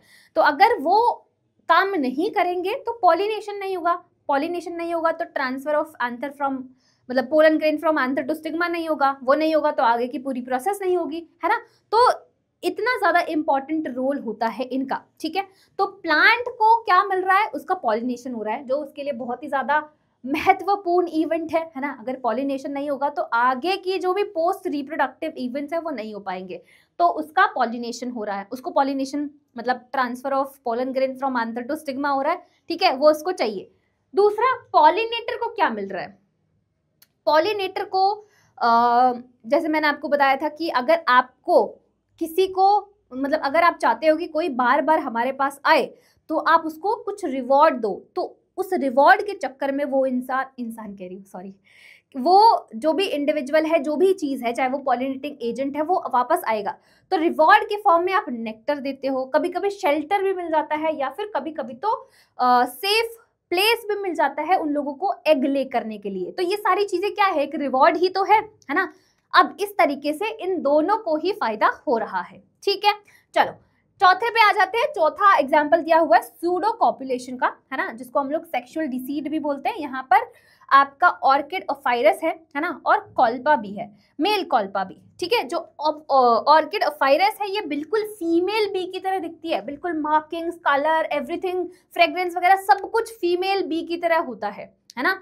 और ये जो कॉल्पा मेल बी है उसको लगता है कि भाई वो फीमेल बी है, तो वो उसकी तरफ जाता है, उसको लगता है कि मीटिंग होगी, मतलब उसको फीमेल बी दिखती है, मतलब उसको पूरा प्रॉपर जो मार्किंग एवरीथिंग उसने इस तरीके से अपने आप को बनाया हुआ है। तो अब इसको देखकर मेल भी अट्रैक्ट होता है और उसके पास जाता है, और क्या हो जाता है, पॉलिनेशन, मतलब इसका बुद्धू बना है बेसिकली, है ना, इसका बुद्धू बनाया गया है। तो अब ये जो मेल बी है ये अगर इधर जाएगा तो पॉलिनेशन हो जाएगा, है ना, क्या हो जाएगा, पॉलिनेशन हो जाएगा। अगर देखा जाए तो टेक्निकली ये एग्जाम्पल नहीं है आपके म्यूचुअलिज्म का, क्योंकि म्यूचुअलिज्म में क्या होता है, दोनों को बेनिफिट होता है। बट कहीं कहीं इंस्टेंसेस ऐसे भी बोलते हैं कि आपके मेल कॉल्पा बी को कुछ रिवॉर्ड्स वगैरह भी मिलते हैं, तो इसी वजह से इसको म्यूचुअलिज्म में रखा गया है। वैसे अगर देखा जाए तो it is not a proper example और a good example of mutualism, ठीक है। एनीवेज दिया हुआ है तो पढ़ना पड़ेगा, ठीक है। तो सूडो कॉपुलेशन सेक्सुअल डिसीज जिसमें बोलते हैं उसमें ये सारी चीजें होती हैं, ठीक है। मेरे प्यारे प्यारे बच्चों, आई एम होपिंग आपको सारी चीजें समझ में आ रही होंगी, ठीक है, सारी चीजें आपको समझ में आ रही होंगी, ठीक है। चलो बहुत ही बढ़िया बात है। चलो अब हम थोड़ा सा आगे बढ़ते हैं। नेक्स्ट जो हम लोग पढ़ने वाले हैं दैट इज कमेंसलिज्म, ठीक है। अब देखो यार, साइन से पता चल गया होगा, यहाँ पर बना हुआ है पॉजिटिव और जीरो, है ना। पॉजिटिव मतलब एक को फायदा हो रहा है और दूसरे को कोई फर्क ही नहीं पड़ रहा है ना, कोई फर्क नहीं पड़ रहा है। जैसे कि एग्जाम्पल यहाँ पर दिया हुआ है कैटल प्लस कैटल इग्रिट्स का, है ना। यहाँ पर कैटल को कोई फर्क नहीं पड़ रहा है और कैटल इग्रिट्स को खाना मिल रहा है। जैसे कि मैम कैसे होता है, जो कैटल होती है जब वो घास खाती है, तो अब ऐसा तो है नहीं कि घास ऊपर ऊपर से खाएगी, कभी कभी क्या होता है कि घास जब वो खाती है तो उसमें से जो रूट्स होते हैं वो निकल जाएंगे। अब वो निकलने की वजह से कुछ कुछ कीड़े कीड़े जो है वो बाहर आ जाते हैं। अब जैसे ही वो बाहर आते हैं, जो कैटल इग्रेट्स होती है वो उनको चुन चुन के खा लेती है। तो इस तरीके से इसको तो कोई फर्क नहीं पड़ रहा, मतलब ऐसा उसके लिए वो रहे ना रहे उसको कोई फर्क नहीं है ना, उसके लिए बराबर है वो चीज। बट कैटल इग्रेट्स क्योंकि वो उसके साथ है तो यहाँ पर उसको खाना मिल जाता है और इसको फायदा हो रहा है। दैट मीन्स इसको हम क्या बोलेंगे, कमेंसल बोलेंगे। यहाँ पर जिसको बेनिफिट मिल रहा है उसको हम क्या बोलेंगे, कमेंसल बोलेंगे। ठीक है, तो यहाँ पर कैटल इग्रेट्स क्योंकि उनको खाना मिल रहा है तो ये कमेंसल हो जाएंगे। दूसरा एग्जाम्पल दिया हुआ है सी एनिमन और नीमो क्लाउन फिश का। ठीक है, यहाँ पर जो सी एनिमन है क्योंकि इसके जो टेंटिकल्स है, स्टिंगिंग टेंटिकल्स है ना, तो यहाँ पर इसको कोई फर्क नहीं पड़ता है। बट ये जो नीमो है बोलता है कि भाई मुझे ना बचना है, मैं नहीं चाहता हूँ कि कोई मुझे ऐसे मारे या फिर ऐसे, मुझे बचना है, बस सिंपल सी मुझे शेल्टर चाहिए, है ना। क्या मैं तुम्हारे पास रह सकता हूँ? अब इसके पास स्टिंगिंग टेंटिकल्स, उसने बोला भाई मुझे कोई फर्क नहीं पड़ता, बस मुझे परेशान मत करना। ठीक है, उसने बोला ओके फिर मैं यहाँ पर रह लेता हूँ। तो इसको तो शेल्टर मिल गया, है ना, इसको तो क्या मिला, शेल्टर मिल गया और इसको ऐसे कोई फर्क नहीं पड़ा। ठीक है, तो यहाँ पर कमेंसल कौन हो जाएगा, यहाँ पर कमेंसल आपका नीमो या फिर क्लाउन फिश हो जाएगा। ठीक है, इसको शेल्टर मिला और यहाँ पर इसके पास तो स्टिंगिंग टेंटिकल्स है तो इसके पास कोई आएगा नहीं, तो ये बचा रहेगा, है ना, इसको मस्त अपना घर वर मिल गया है। नेक्स्ट तीसरा एग्जाम्पल दिया हुआ है मैंगो ट्री प्लस ऑर्किड्स का। अच्छा, यहाँ पर जो मैंगो ट्री है उसने बोला कि भाई मेरे पास बहुत सारी ब्रांचेस है ना, तो ऑर्किड बोला कि क्या मैं इधर रह सकता हूँ भाई, प्लीज मुझे रहने देना। उसने बोला ठीक है रह ले, बट मुझे परेशान मत करना। उसने बोला ठीक है ओके डन डन, मैं कुछ भी परेशान नहीं करूंगा। क्या मैं ऊपर वाले फ्लोर पे रह सकता हूँ? ओके, क्या मैं ऊपर वाले फ्लोर पे रह सकता हूँ? उसने बोला हाँ हाँ रह लो, बस परेशान मत करना, बाकी तो ठीक ही है। उसने बोला ठीक है, तो यहाँ पर इसको तो शेल्टर मिल गया और इसको ऐसा कोई फर्क नहीं पड़ा, है ना, तो यहाँ पर इसका अंडा हो जाएगा और ये इसको बेनिफिट मिल गया। अच्छा, यहाँ पर इसको हमने एपीफाइट बोला है। एपीफाइट का मतलब क्या होता है, यहाँ पर ऑर्किड को हम एपीफाइट इसलिए बोल रहे हैं क्योंकि ये जो न्यूट्रिएंट है ये इधर से नहीं ले रहा, मैंगो ट्री से नहीं ले रहा है। ठीक है, ये न्यूट्रिएंट्स कहाँ से ले रहा है, सराउंडिंग से ले रहा है, एटमॉस्फेयर से ले रहा है। अगर ये न्यूट्रिएंट इधर से लेता तो ये एपीफाइट नहीं, इसको हम लोग पैरासाइट बोलते हैं। पैरासाइट का मतलब कि आप किसी होस्ट पे हो, है ना, होस्ट की बॉडी के ऊपर हो या फिर होस्ट की बॉडी के अंदर हो और उधर से आप अपने न्यूट्रिशन को ले रहे हो, उसको हम पैरासिटिज्म बोलेंगे। ठीक है, तो यहाँ पर ये पैरासाइट नहीं है, तो इसी वजह से इसको क्या बोला, एपीफाइट बोला, कि ये अपना न्यूट्रिशन मैंगो ट्री से नहीं ले रहा है। सिंपल सी बात है। ठीक है, आई बात समझ में? तो आई एम होपिंग आपको और ये सारे एग्जाम्पल्स जो है अच्छे से क्लियर हो गए होंगे। कुछ और एग्जाम्पल्स दिए हुए हैं जैसे वेल और बार्निकल का, है ना, तो जो वेल है एकदम बड़ा सा होता है, एकदम बहुत बड़ा सा होता है, तो बार्निकल ने बोला भाई दे ना थोड़ा रहने का जगह देना, तो उसने बोला ठीक है रह ले भाई, मेरे को कोई दिक्कत नहीं है। तो यहाँ पर इसको तो कोई फर्क नहीं पड़ रहा है, बट इसको शेल्टर मिल गया है, तो ये क्या हो गया, कमेंसल हो जाएगा। ठीक है, तो यहाँ पर 4 एग्जाम्पल्स आपको दिए हुए हैं, किसके, कमेंसलिज्म के दिए हुए हैं। ठीक है, बहुत ही अच्छी बात है। अब हम आते हैं दूसरे इंटरैक्शन पे, दैट इज कॉल्ड एमेंसलिज्म, जिसको हम लोग एंटीबायोसिस और एलियोपैथी भी बोलते हैं, क्योंकि बायो में एक नाम हो ऐसा हो ही नहीं सकता, हमें तो 2-3 नाम रखने ही रखने हैं, है ना। तो यहाँ पर इसके 3 नाम है, इसको हम लोग एमेंसलिज्म भी बोल सकते हैं, एंटीबायोसिस भी बोल सकते हैं और एलिलोपैथी भी बोल सकते हैं। ठीक है, अब इसमें मैंने आपको बताया था क्या होता है कि एक को तो नुकसान हो रहा है, जिसको नुकसान होगा वो एमेंसल कहलाएगा, है ना, जिसको हार्मफुल मतलब जिसको भी कुछ भी दिक्कत है उसको हम एमेंसल बोलेंगे और एक को कोई फर्क नहीं पड़ेगा, है ना। आई बात समझ में? जैसे कि यहाँ पर एग्जाम्पल दिया हुआ है पेनिसिलियम का, पेनिसिलियम प्लस स्ट्रेप्टोकोकस बैक्टीरिया का। अगर आपको याद है माइक्रोब वाला चैप्टर, मैंने आपको वहां पर पूरा अच्छे से बताया था कि पेनिसिलियम ग्रो करता है, फिर उसके सराउंडिंग में बैक्टीरिया नहीं ग्रो करेगा क्योंकि वो कुछ ऐसा केमिकल जो है वो रिलीज करता है जिसकी वजह से वो बैक्टीरिया जो है उसको उसके सराउंडिंग में ग्रो नहीं करता है ना। तो यहाँ पर जो पेनिसिलियम है ये एक केमिकल रिलीज कर रहा है जिसको दैट कंटेन एंटीबायोटिक। यहाँ पर इसको नुकसान हो रहा है क्योंकि बैक्टीरिया उस जगह पर ग्रो नहीं कर पाएगा, है ना। मैंने बताया था एक कल्चर प्लेट लोगे, वहां पर अगर पेनिसिलियम मोल्ड ग्रो कर रहा है तो उसके सराउंडिंग में आपको ऐसा रिंग जैसा स्ट्रक्चर दिखेगा क्योंकि वहां पर आसपास कोई भी बैक्टीरिया ग्रो नहीं कर रहा है, क्योंकि ये जो है एक केमिकल सब्सटेंस को रिलीज कर रहा है दैट कंटेन एंटीबायोटिक, राइट। तो यहाँ पर इसको तो नुकसान हो रहा है बट इसको कोई फर्क नहीं पड़ रहा है ना, इसको कोई फर्क नहीं पड़ रहा है। तो यहाँ पर ये एमेंसल हो जाएगा, सॉरी ये एमेंसल हो जाएगा, बैक्टीरिया एमेंसल हो जाएगा। आई बात समझ में? तो ये आपका एग्जाम्पल दिया हुआ है। दूसरा एग्जाम्पल दिया हुआ है ब्लैक वॉलनट, जिसको हम लोग जगलेंस बोलते हैं। ये एक केमिकल रिलीज करता है जिसको हम लोग जगलोन बोलते हैं। अब इसकी वजह से ये जो एप्पल ट्री है ये ग्रो नहीं कर पाता है ना। तो ये क्या हो गया, ये आपका एमेंसल हो गया। इसको कोई फर्क नहीं पड़ रहा है बट इसको नुकसान पहुंच रहा है, ये ग्रो नहीं कर पा रहा, तो ये क्या हो जाएगा, एमेंसल हो जाएगा। एक और एग्जाम्पल दिया हुआ है सेम इसी चीज का कि ये हो गया आपका कॉन्वल वल्वस और यहाँ पर वीट ट्रिटिकम, मतलब इसकी वजह से ये ग्रो नहीं कर पा रहा, तो ये एमेंसल हो गया, है ना, क्योंकि ये ग्रो नहीं कर पा रहा है। वीट ट्रिटिकम ग्रो नहीं कर पा रहा है तो इसको तो नुकसान हो रहा है, तो ये एमेंसल हो गया और इसको ऐसा कोई फर्क नहीं पड़ रहा है। तो ये सारे एग्जाम्पल्स दिए हुए हैं। अगेन जैसे मैंने बोला था examples are very very important. ये लोग एग्जाम्पल दे देंगे और पूछेंगे कौन सा इंटरैक्शन है, इसको एक्सप्लेन करो, है ना। तो आपको सारे इंटरैक्शन के एग्जाम्पल्स तो याद होने ही चाहिए, है ना। अब ऐसे नहीं बोल रही कि एकदम ही पूरा अच्छे तरीके से, थोड़ा बहुत तो आइडिया, मतलब 2-3 एग्जाम्पल्स तो अच्छे से याद ही कर लेना, है ना। जो मेन है वो एग्जाम्पल्स तो आपको याद होने ही चाहिए, ठीक है। चलिए बहुत ही अच्छी बात है। तो हमारा ये तीसरा इंटरैक्शन भी कंप्लीट हो गया है। हमने अभी तक म्यूचुअलिज्म पढ़ लिया, हमने कमेंसलिज्म पढ़ लिया है और हमने एमेंसलिज्म पढ़ लिया। म्यूचुअलिज्म में दोनों को बेनिफिट हो रहा है, कमेंसलिज्म में एक को बेनिफिट हो रहा है, एक को कोई फर्क नहीं पड़ता है। एंड फिर आपका एमेंसलिज्म आता है जिसमें एक को नुकसान पहुंच रहा है और दूसरे को कोई फर्क नहीं पड़ रहा है, ठीक है। इसके हमने एग्जांपल्स भी देख लिए। नेक्स्ट जो आता है वो है प्रेडेशन, है ना। अब ये जो प्रेडेशन है इसमें एक को तो फायदा मिलेगा और एक को नुकसान होगा, ठीक है। समझना इसको, बहुत इंटरेस्टिंग है ये, इसको बहुत अच्छे से समझाने वाली हूँ, इसको ध्यान से सुनना बस, ठीक है। देखो मैंने बोला कि यहाँ पर एक को तो फायदा होगा और दूसरे वाले को नुकसान होगा। जिसको फायदा हो रहा है वो क्या है, आपका प्रेडेटर है ना, जो शिकार करने वाला है।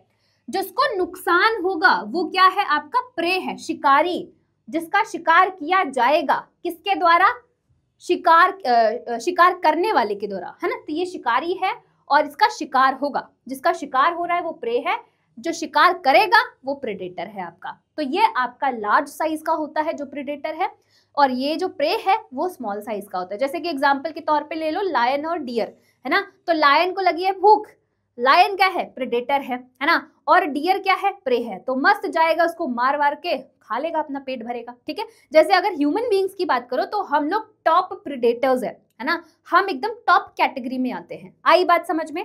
चलिए अच्छा, यहाँ पर एक बड़ी इंटरेस्टिंग सी चीज मैं आपको बताती हूँ कि यहाँ पर जो प्रे है, जो शिकारी है, ये इमीडिएटली मर जाता है। मतलब ऐसा यहाँ पर नहीं होता कि आप थोड़े थोड़े मतलब ऐसा, मतलब अगर आप सोच रहे हो कि धीरे धीरे मारा जाएगा, तो ऐसा नहीं होता। यहाँ पर जो प्रेडेटर है उसकी मौत उसी टाइम पर होगी, है ना। आपने ऐसा थोड़ी देखा होगा कि लायन जो है डियर को मारने गया और फिर उसके बाद उसको तड़पा तड़पा के मार रहा है, नहीं, वो एक ही झटके में उसको मारता है, ठीक है। तो यहाँ पर प्रे की जो डेथ होती है वो इमीडिएटली होती है ना। अब हम समझते हैं कि ये जो प्रेडेशन है ना, ये जो प्रेडेशन है, इसमें जो प्रेडेटर है ये कैसे इंपॉर्टेंट है ना, कैसे इंपॉर्टेंट है। तो सबसे पहले यहाँ पर अगर सबसे पहले इंपॉर्टेंस की बात करूँ तो यहाँ पर एनर्जी का ट्रांसफर होता है from one trophic level to another trophic level. Ma'am कैसे? देखो सबसे नीचे आपके प्रोड्यूसर्स आते हैं, है ना। आई एम होपिंग आपको ये सारी चीज़ों का नॉलेज होगा क्योंकि आपने पहले भी पढ़ा होगा, 10th में भी पढ़ा होगा, 9th में भी पढ़ा होगा, बचपन से पढ़ते आ रहे हो आप लोग ये चीज़। तो पहला जो होता है, पहला अगर मैं पहले लेवल की बात करूं तो वहां पर सारे प्रोड्यूसर्स आते हैं, उसके ऊपर आपके फिर हर्बीवोर्स आएंगे, फिर कार्निवोर्स आएंगे, फिर टॉप कार्निवोर्स आते हैं, है ना। ऐसा ही कुछ होता है आपका पिरामिड भी। तो यहाँ पर अगर मैं हर्बीवोर्स की बात करूं, है ना, कार्निवोर्स किसको खाते हैं, हर्बीवोर्स को खाते हैं, ठीक है। अब कैसे होता है, प्रोड्यूसर्स को हर्बीवोर खा रहे हैं, हर्बीवोर को कार्निवोर खा रहे हैं, कार्निवोर को टॉप कार्निवोर्स खा रहे हैं, ऐसे ही होता है। तो यहाँ पे एक ट्रॉफिक लेवल से दूसरे ट्रॉफिक लेवल पे क्या हो रहा है, एनर्जी का ट्रांसफर हो रहा है, क्योंकि कोई ना कोई किसी ना किसी को खा ही रहा है। तो इसी वजह से पहला इंपॉर्टेंस तो ये है प्रेडेशन का कि यहाँ पर एनर्जी का ट्रांसफर होता है, जो कि बहुत ही ज्यादा इंपॉर्टेंट है ना। दूसरा, keep pray population under control, है ना। यहाँ पर जो आपका प्रेडेटर है वो प्रे की पॉपुलेशन को कंट्रोल करके रखता है। अगर अगर अगर अगर आपका लायन जो है डियर को नहीं खाएगा तो हार्बीवोर का नंबर बढ़ेगा। मतलब फॉर एग्जांपल डियर मैंने बोला तो डियर का नंबर बढ़ेगा, डियर का नंबर बढ़ेगा तो फिर वो किसके लिए कंपीट करेंगे, वो घास के लिए कंपीट करेंगे। अब देखो घास तो भाई लिमिटेड है, वो क्या खाते हैं, घास खाते हैं, ठीक है। तो अब उनका पॉपुलेशन अगर बढ़ेगा तो उनके बीच में आपस में लड़ाइयां होंगी, है ना। डियर डियर आपस में मतलब एक दूसरे को मारने लग जाएगा कि भाई मैं खाऊंगा, क्योंकि रिसोर्सेज तो लिमिटेड है, घास तो लिमिटेड है। बट अगर पॉपुलेशन जैसे ही बढ़ा तो उनकी आपस में ही लड़ाई शुरू होनी शुरू हो जाएगी, है ना। तो जो आपका प्रे है ना, मतलब जो आपका प्रेडेटर है वो प्रे के पॉपुलेशन को कंट्रोल करके रखता है। जैसे कि यहाँ पर एग्जांपल दिया हुआ है, prickly pair cactus in Australia in the year 1920। Prickly pair cactus का यहाँ पर एग्जाम्पल दिया हुआ है, ठीक है। चलो अब यहाँ पर एक और चीज बताती हूँ, जो प्रेडेटर होता है वो प्रूडेंट प्रेडेटर होता है। प्रूडेंट का मतलब सेंसिबल प्रेडेटर होता है, वो ह्यूमंस की तरह नहीं है ना। सेंसिबल मैम आपने कैसे बोला, देखो प्रेडेटर को पता है कि अगर फॉर एग्जाम्पल लायन लेते हैं, उसके सामने से अगर 10 डियर जा रहे हैं तो वो सिर्फ एक को ही मारने वाला है ना। वो 10 के 10 को नहीं मारेगा, क्योंकि भाई उसके पास फ्रिज तो रखा नहीं है कि भाई 10 को मार लेते हैं, इकट्ठा 4-5 महीने का खाना हो गया, फ्रिज में स्टोर कर देंगे और मस्त खाते रहेंगे। ऐसा नहीं होता, जब उसको जरूरत होती है तभी वो मारता है। उसको ये चीज पता है, उसको जरूरत है खाने की तो वो मारेगा। और उसको ये भी चीज पता है कि अगर मैंने आज ही इन सभी को मार दिया तो मैं आगे भूखा मर जाऊंगा, इनकी पॉपुलेशन अगर कम हो गई तो मुझे खाना नहीं मिलेगा भाई। उसको इतना नॉलेज है ना। तो इसी वजह से जो प्रेडेटर्स है ना, उनको हम लोग सेंसिबल या फिर प्रूडेंट प्रेडेटर बोलते हैं यूजुअली एनिमल्स को। जैसे ह्यूमंस की अगर मैं बात करूं तो ह्यूमंस जो है वो ग्रीडी है ना। वो बिना सोचे समझे बस लगा पड़ा है सब कुछ तबाह करने में, क्योंकि उसका लालच है ना। वो जो है वो प्रेडेशन उसके लिए नहीं कर रहा, मतलब अपनी नीड के लिए नहीं कर रहा है कि भाई उसको जरूरत है, वो अपने ग्रीड के लिए कर रहा है। बट जो आप एनिमल्स को देखोगे वो अपनी नीड के लिए प्रेडेशन करते हैं, है ना। वो ग्रीड के लिए नहीं प्रेडेशन करते हैं। तो predators are hunting for need. जो हमारे प्रेडेटर्स है they are hunting for need not for greed, ठीक है। जो ह्यूमंस है वो आपके ग्रीड के लिए हंटिंग कर रहे हैं, नीड के लिए नहीं हंटिंग कर रहे हैं, ठीक है। आई बात समझ में, है ना। तो आई एम होपिंग आपको ये सारी चीजें समझ में आ गई होगी कि प्रेडेटर को हम लोग प्रूडेंट प्रेडेटर क्यों बोलते हैं या फिर सेंसिबल प्रेडेटर क्यों बोलते हैं, ठीक है। यहाँ पर एक और एग्जांपल दिया हुआ है एकॉर्निया का वाटर हाइसिन, जिसको हम लोग टेरर ऑफ बंगाल भी बोलते हैं। इसका नेचुरल प्रेडेटर एब्सेंट था, इसी वजह से इतना ज्यादा ये बढ़ गया था, है ना। क्योंकि नेचुरल प्रेडेटर होगा तो उसकी पॉपुलेशन को कंट्रोल करके रखेगा, बट यहाँ पर इसका नेचुरल प्रेडेटर नहीं था, तो इसकी वजह से ये बहुत ही ज्यादा स्प्रेड हो गया, ठीक है। आई बात समझ में, चलिए बहुत ही अच्छी बात है ना, बहुत ही अच्छी बात है। अच्छा, यहाँ पर एक आर्टिफिशियल एक्सपेरिमेंट भी कंडक्ट किया था, है ना, ये जानने के लिए कि भाई इंटर स्पेसिफिक कंपटीशन क्या होता है। यहाँ पर अगर आप कोई नेचुरल प्रेडेटर निकाल दोगे, है ना, कोई भी आपने नेचुरल प्रेडेटर उस जगह से निकाल दिया, तो उस पे जो डिपेंडेंट है चीजें, मतलब जो उसकी नीचे वाली जो कैटेगरी होगी या फिर नीचे वाला जो ट्रॉफिक लेवल पे जो भी एनिमल्स ऑर्गेनिजम्स होंगे वो भी एक्सटिंक्ट हो जाएंगे, ठीक है। वो भी क्या हो जाएंगे, एक्सटिंक्ट हो जाएंगे, बिकॉज उनके बीच में कंपटीशन बहुत ज्यादा हो जाएगा, ठीक है। तो मार धाड़ होगी जिसकी वजह से उनका पॉपुलेशन में डिक्लाइन हो जाएगा। जैसे यहाँ पर लिखा हुआ है, removed starfish disaster result in extinction of 10 species of invertebrates removed with in the year, ठीक है। आई बात समझ में, चलिए नेक्स्ट हम आते हैं। मैम आपने इतने बारे बात कर दी प्रेडेटर की, आपने इतनी तारीफें कर दी कि क्यों जरूरी है प्रेडेशन, प्रेडेटर सेंसिबल होते हैं, ये होते हैं। मैम प्रे का क्या, प्रे को भी तो आप बताओ ना, है ना, उसको कैसे बचना है। क्योंकि प्रे बेचारा ये सोच के तो पैदा नहीं हुआ है कि भाई मैं तो तुम्हारे खाना बनने के लिए ही जन्मा हूँ, है ना। मतलब वो थोड़ी जाएगा कि भाई कोई आएगा और मुझे खा के चला जाएगा, वो ये सोच के तो थोड़ी पैदा हुआ होगा। तो वो भी अपने बचाव के लिए कुछ ना कुछ तरीके ढूंढता होगा, या फिर कुछ ना कुछ ऐसा उसके पास होगा जिसकी हेल्प से वो प्रेडेटर से बच सके या अपने आप को बचा सके, है ना। तो यहाँ पर हम अब अडेप्टेशंस की बात करने वाले हैं, जो प्रे अडेप्ट करते हैं ताकि वो प्रेडेटर से बच सके। सबसे पहला अडेप्टेशन यहाँ पर होता है कैमोफ्लेज।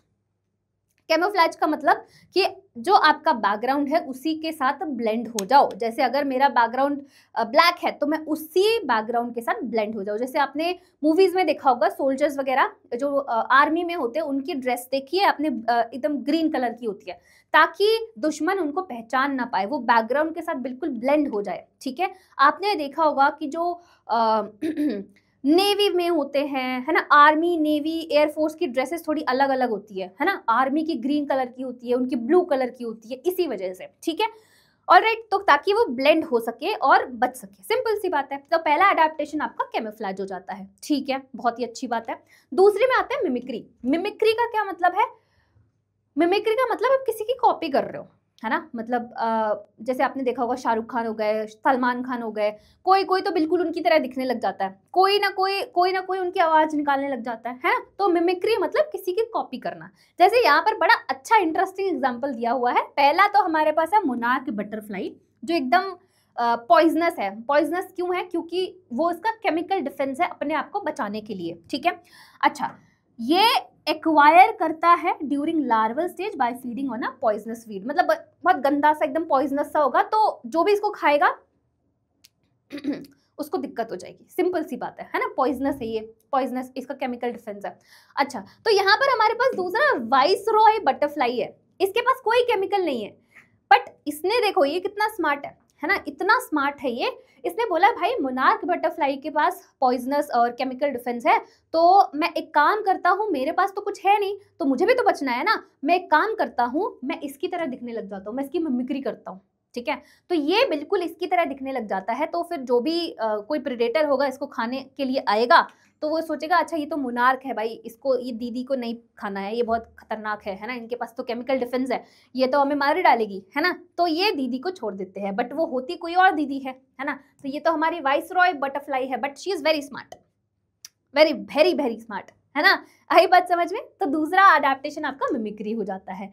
तीसरा, प्लांट्स में भी कुछ केमिकल डिफेंस होता है, जैसे कि टॉक्सिन हो गए, कुछ प्लांट्स जो है वो टॉक्सिन्स रिलीज करते हैं जिसकी वजह से कोई भी उनको खाएगा तो फिर नहीं सर्वाइव कर पाएगा, है ना। रबर हो गया, लेटेक्स हो गया, कुछ ऐसे गिलगिले से चीजें होती है जिनको भाई कोई भी एनिमल, कोई भी प्रेडेटर है वो ऐसी चीजें तो खाना नहीं पसंद करेगा। आपने कभी देखा कोई कैटल आके ऐसे प्लांट को खा रही है, ड्रग वाले प्लांट को खा रही है ना, पॉपी प्लांट को मस्त झूम रही है, अरे भाई मजा आ गया, ऐसा नहीं होता ना, है ना, ऐसा नहीं होता। तो कुछ ना कुछ चीजें होती हैं प्लांट्स के पास भी जिससे वो अपना बचाव कर सके प्रेडेटर से। ठीक है, जैसे कि कैलोट्रोपिस हो गया, कैलोट्रोपिस प्रोड्यूस क्या करता है? कार्डियक ग्लाइकोसाइड, है ना, तो ये आपका केमिकल डिफेंस के अंदर आ जाता है। नेक्स्ट आता है वार्निंग कलरेशन, ब्राइट कलर्स, है ना, वार्निंग कलरेशन, ब्राइट कलर्स। ठीक है, अब यहाँ पर बड़ा इंटरेस्टिंग सा है, मैं आपको बताती हूँ, देखो यहाँ पे बड़ा, ये वाला बड़ा इंटरेस्टिंग सा, सुनना मेरी बात। अभी तक आपने जितने भी अडेप्टेशन पढ़े सब लोग बच रहे हैं, है ना, कोई बैकग्राउंड के साथ ब्लेंड हो रहा है, कोई किसी की मिमिक्री कर रहा है, किसी के पास केमिकल डिफेंस है, जो किसी को खाएगा उसकी मौत पक्की है ना। यहाँ पर क्या हो रहा है? यहाँ पर कोई भी प्रे है वो एकदम चमक रहा है, कोई प्रेडेटर है उसके सामने, वो उसके सामने प्रेडेटर के सामने मस्त एकदम ब्राइट कलर का है ना। तो प्रेडेटर भी सोचता है कि भाई तू दिख क्यों रहा है, तुझे तो छुपना चाहिए ना, मैं तेरा शिकार करने आया हूँ, पर तू दिख क्यों रहा है, तुझे छुपना है पर ये दिख क्यों रहा है। जैसे होता है ना कि आपके मतलब पेपर में कोई इतना इजी क्वेश्चन आ जाए कि आपको डाउट होने लगता है कि यार इतना इजी कैसे आ गया, मतलब कुछ ना कुछ तो गड़बड़ है, कुछ ना कुछ तो झोल है। सेम इस केस में है कि वो ऐसे दिख रहा है, उसके सामने ही खड़ा है, भाई आ खा मुझे, है ना, वो सामने खड़ा है, भाई खा के दिखा तू मुझे। बट प्रेडेटर को लगेगा कि यार इसको तो छुपना चाहिए, ये तो सामने खड़ा है तो पक्का कुछ ना कुछ गड़बड़ है, तो वो उसको क्या करेगा? छोड़ देगा, है ना। कितना बढ़िया स्ट्रैटेजी है ना, कितना बढ़िया स्ट्रैटेजी है। तो अगर बैकग्राउंड ब्लैक कलर का तो एकदम ब्राइट कलर के, नियॉन कलर के वो चमकेंगे। ठीक है, तो ये भी एक अडेप्टेशन होता है अपने आप को बचाने के लिए। ठीक है, सो आई एम होपिंग आपको ये सारी चीजें समझ में आ गई कि कौन कौन से अडेप्टेशंस जो प्रे हैं वो अडेप्ट करते हैं, है ना, प्रेडेशन के अगेंस्ट। ठीक है, ताकि आप वो अपने आप को बचा सके। ठीक है, चलिए, बहुत ही बढ़िया बात है। नेक्स्ट हम आ जाते हैं पैरासिटिज्म पे। पैरासिटिज्म में एक को बेनिफिट हो रहा है और दूसरे को नुकसान हो रहा है ना। अच्छा, सुनना मेरी बात अब ध्यान से। ठीक है, यहाँ पर डिफरेंस क्या है उसकी हम लोग बात करने वाले हैं। देखो, यहाँ पर जो होस्ट है उसको नुकसान होगा, है ना, कि कोई भी पैरासाइट अगर उसकी बॉडी में है, बॉडी के अंदर है, बॉडी के बाहर है, तो ऑब्वियस सी बात है होस्ट को नुकसान पहुंचने वाला है। ठीक है, जो पैरासाइट है, जो उसकी बॉडी पर है, जो ऑर्गेनिज्म उसकी बॉडी पर है, उसको तो फायदा मिलेगा क्योंकि उसको तो सारी चीजें मिल रही है बनी बनाई, है ना, उसको कुछ करने की जरूरत नहीं है, फ्री लोडर की तरह आकर बैठ गया है ना। अच्छा, यहाँ पर अगर मैं पैरासाइट की बात करूँ तो ये छोटे साइज का होता है ना, और ये पैरासाइट इमीडिएटली होस्ट को नहीं मारता है। यहाँ पर अब क्वेश्चन आता है कि मैम आपने बोला था कि आप प्रेडेटर और पैरासिटिज्म में डिफरेंस बताओगे, है ना। जैसे कि यहाँ पर मैंने बताया था कि इन दोनों में ही ऐसा है कि एक को फायदा मिल रहा है, एक को नुकसान मिल रहा है। यहाँ पर भी सेम यही चीज है, यहाँ पर एक फायदा मिल रहा है, एक को नुकसान मिल रहा है, बट डिफरेंस क्या है, यहाँ पर जो पैरासाइट है वो होस्ट को डायरेक्टली इमीडिएटली नहीं मार रहा है, और जो पैरासाइट यहाँ पर है छोटे साइज का, ठीक है, यहाँ पर पैरासाइट छोटे साइज का है, तो ये डिफरेंस है बेसिकली, ठीक है, ये डिफरेंस है, याद रखना। बाकी दोनों में सेम है, ठीक है, कि एक को फायदा मिल रहा है, दूसरे को नुकसान मिल रहा है। आ जाइए, अब यहाँ पर हम कुछ अडेप्टेशंस की बात कर लेते हैं कि जो पैरासाइट है वो कुछ अडेप्टेशन, कुछ ऐसी चीजें अडेप्ट करते हैं जिनकी हेल्प से वो सर्वाइव कर सकते हैं, ठीक है। जैसे कि क्या मैम, इनके पास सेंसरी ऑर्गन्स नहीं होते, वो बोलता है कि मैं तो किसी के बॉडी पर हूँ, या तो मैं किसी की बॉडी पर हूँ या फिर मैं किसी की बॉडी के अंदर हूँ, तो मुझे सेंसरी ऑर्गन्स की क्या जरूरत है ना, तो इनके पास सेंसरी ऑर्गन्स नहीं होते। दूसरा, डाइजेस्टिव सिस्टम नहीं होता है। डाइजेस्टिव सिस्टम क्यों नहीं होता, क्योंकि यार वो खाना कहाँ से ले रहा है, अगर फॉर एग्जाम्पल लाइस है तो वो खाना क्या ले रहा है, ब्लड को सक कर रहा है ना, तो उसको कुछ करने की जरूरत नहीं, कुछ डाइजेस्ट नहीं करना है, डाइजेस्टिव सिस्टम की जरूरत नहीं है उसको, सब कुछ बना बनाया सब कुछ फ्री में मिल रहा है, फ्री लोडर की तरह बैठा हुआ है बस वो, ठीक है। अच्छा, ये सब चीजें नहीं है तो इसने कुछ बेटर चीजें अडाप्ट करी है, जैसे कि एडहेसिव हुकर्स हो गए, सकर्स हो गए, है ना, ये चीजें अडाप्ट करी है ताकि वो होस्ट की बॉडी से अच्छे से चिपका रहे, क्योंकि आप अगर पैरासाइट की बात करोगे तो वो होस्ट की बॉडी से चिपका रहता है, तो कुछ उसको ऐसे चीजों की जरूरत है जिसकी वजह से बहुत अच्छे से चिपका रहे वो, है ना, तो इसके पास बेटर एडहेसिव और सकिंग ऑर्गन्स होते हैं। साथ ही साथ काफी ज्यादा हाई रिप्रोडक्टिव रेट होता है ना, और कॉम्प्लेक्स लाइफ साइकिल है विद मल्टीपल होस्ट। उसने बोला मैं एक होस्ट पर डिपेंडेंट नहीं हूं, मेरे पास मल्टीपल होस्ट है, मेरा काम चल जाएगा, अगर एक नहीं भी है तो दूसरे से काम चल जाएगा, ठीक है। तो यहाँ पर ये सारी चीजें आपको यहाँ पर ध्यान में रखनी है अडेप्टेशंस में, ठीक है। चलिए, बहुत ही बढ़िया बात है।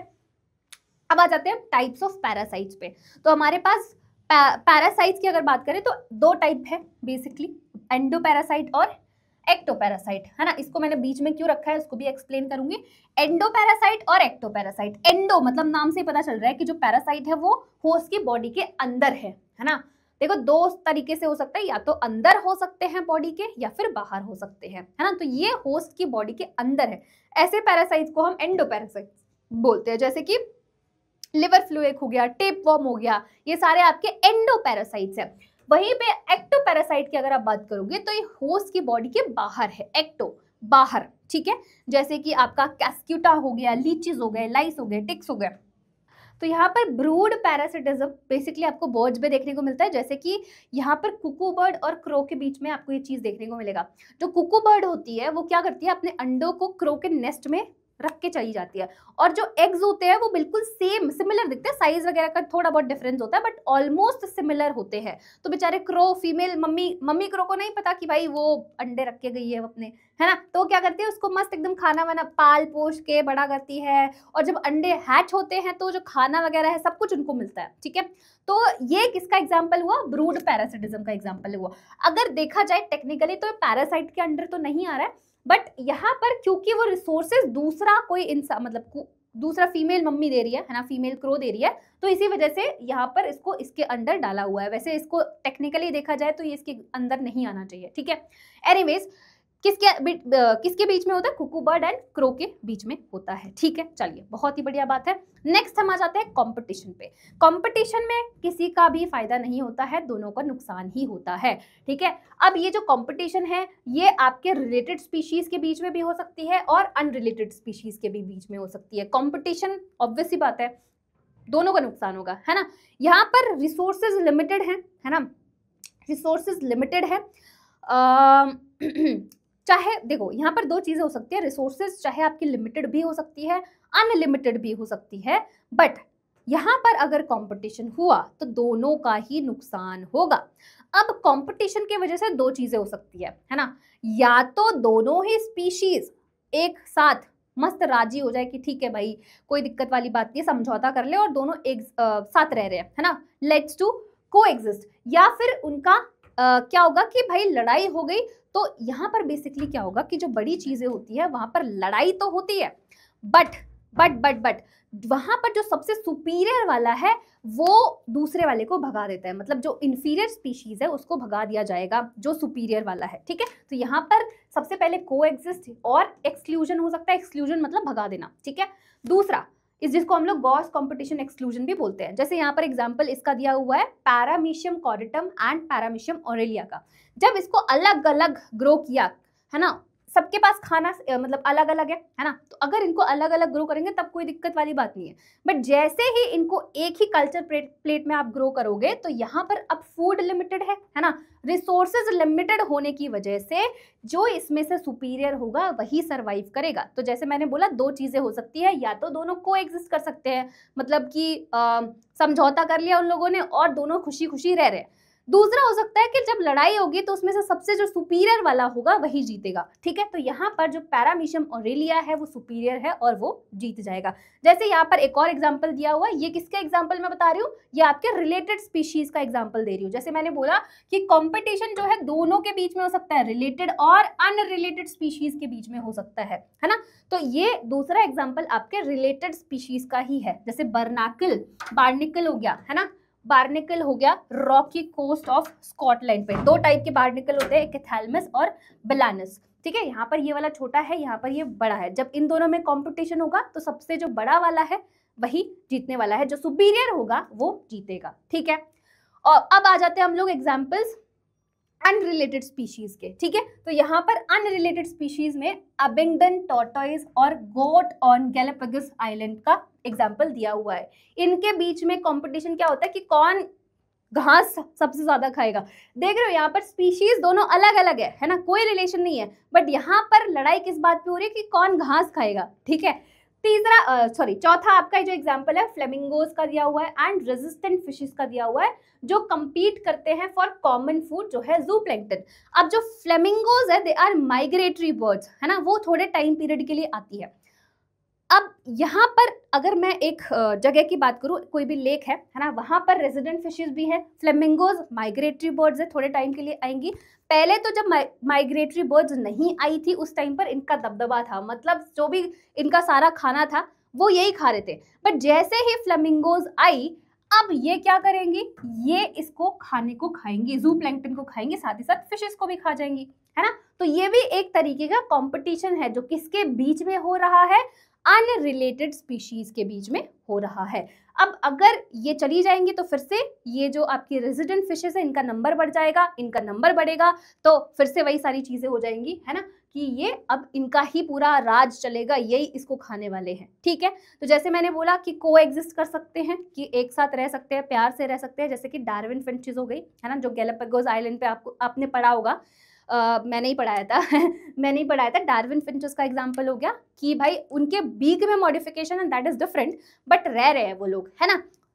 दूसरा एग्जांपल हो गया वैबलर्स का, है ना, पैटर्न ऑफ फॉरेजिंग डिफर करता है, ठीक है। तो ये आपके कुछ एग्जांपल्स हो गए कि जो स्पीशीज एक दूसरे के साथ खुशी खुशी रह रहे हैं, है ना। तो जैसे मैंने बोला दो चीजें हो सकती हैं, तो ये कुछ एग्जांपल्स को एग्जिस्ट के हो गए, ठीक है। चलिए, तो इसी बात पे आपका ये चैप्टर जो है ये खत्म होता है। अब बारी है क्वेश्चंस की, है ना। तो एक बार जल्दी से फटाफट से इसके क्वेश्चंस कर लेते हैं, है ना, क्वेश्चंस कर लेते हैं, क्योंकि क्वेश्चंस इंपॉर्टेंट है। अगर क्वेश्चंस नहीं किए तो फिर कोई मतलब नहीं है इस चैप्टर का। आपको हो सकता है सारा चैप्टर समझ में आ गया, बट अगर आपसे क्वेश्चंस नहीं बन रहे हैं तो दिक्कत वाली बात है। तो देख लेते हैं, है ना, सारे क्वेश्चंस। कुछ क्वेश्चंस मैं आपको करा दूंगी, कुछ क्वेश्चंस मैं आपको मतलब आपको चैट बॉक्स में इसका आंसर देना है, और कुछ क्वेश्चंस मैं आपको होमवर्क के लिए दे दूंगी। जैसे सब्जेक्टिव वाले क्वेश्चंस जो हैं वो आपको पीडीएफ में मिल जाएंगे, उससे आप प्रैक्टिस कर सकते हो, ठीक है। चलो, सबसे पहले हम लोग आ जाते हैं पहले क्वेश्चन पे, that is epiphytes that are growing on a mango branch is an example of which of the following. क्या वो प्रिडेशन का एग्जाम्पल है, क्या वो एमेंसिलिज्म का एग्जाम्पल है, क्या वो कमेंसिलिज्म का एग्जाम्पल है, या फिर वो म्यूचुअलिज्म का एग्जाम्पल है ना। ये जो आंसर है इसका आंसर आप लोग मुझे दोगे चैट सेक्शन में, ठीक है। चैट सेक्शन में सबका आंसर आना चाहिए, ठीक है। चलो, बहुत बढ़िया। नेक्स्ट क्वेश्चन पे आते हैं। नेक्स्ट क्वेश्चन क्या है, match list 1 with the list 2, ठीक है। लिस्ट 1 में क्या क्या दिया हुआ है, यहाँ पर प्रेडेटर दिया हुआ है, म्यूचुअलिज्म दिया हुआ है, पैरासिटिज्म दिया हुआ है, सेक्सुअल डिसीट दिया हुआ है। लिस्ट 2 में आपके पास Ophrys, Pisaster, female wasp and fig and Plasmodium दिया हुआ है। ठीक है, इसको मैच करना है और करेक्ट ऑप्शन चूज करना है। ठीक है, एक मिनट देख लेते हैं। प्रेडेटर में आपका आ जाएगा, प्रेडेटर में आ जाएगा आपका पिसास्टर। ठीक है, तो ए का आ गया सेकेंड। म्यूचुअलिज्म में कोई है क्या, हाँ ये वाला फीमेल वास्प एंड फिग है ना, तो बी का थर्ड आ जाएगा। ठीक है, हमारे पास दो ऑप्शन अभी भी हैं। अच्छा, सी वाला डिसाइड करेगा।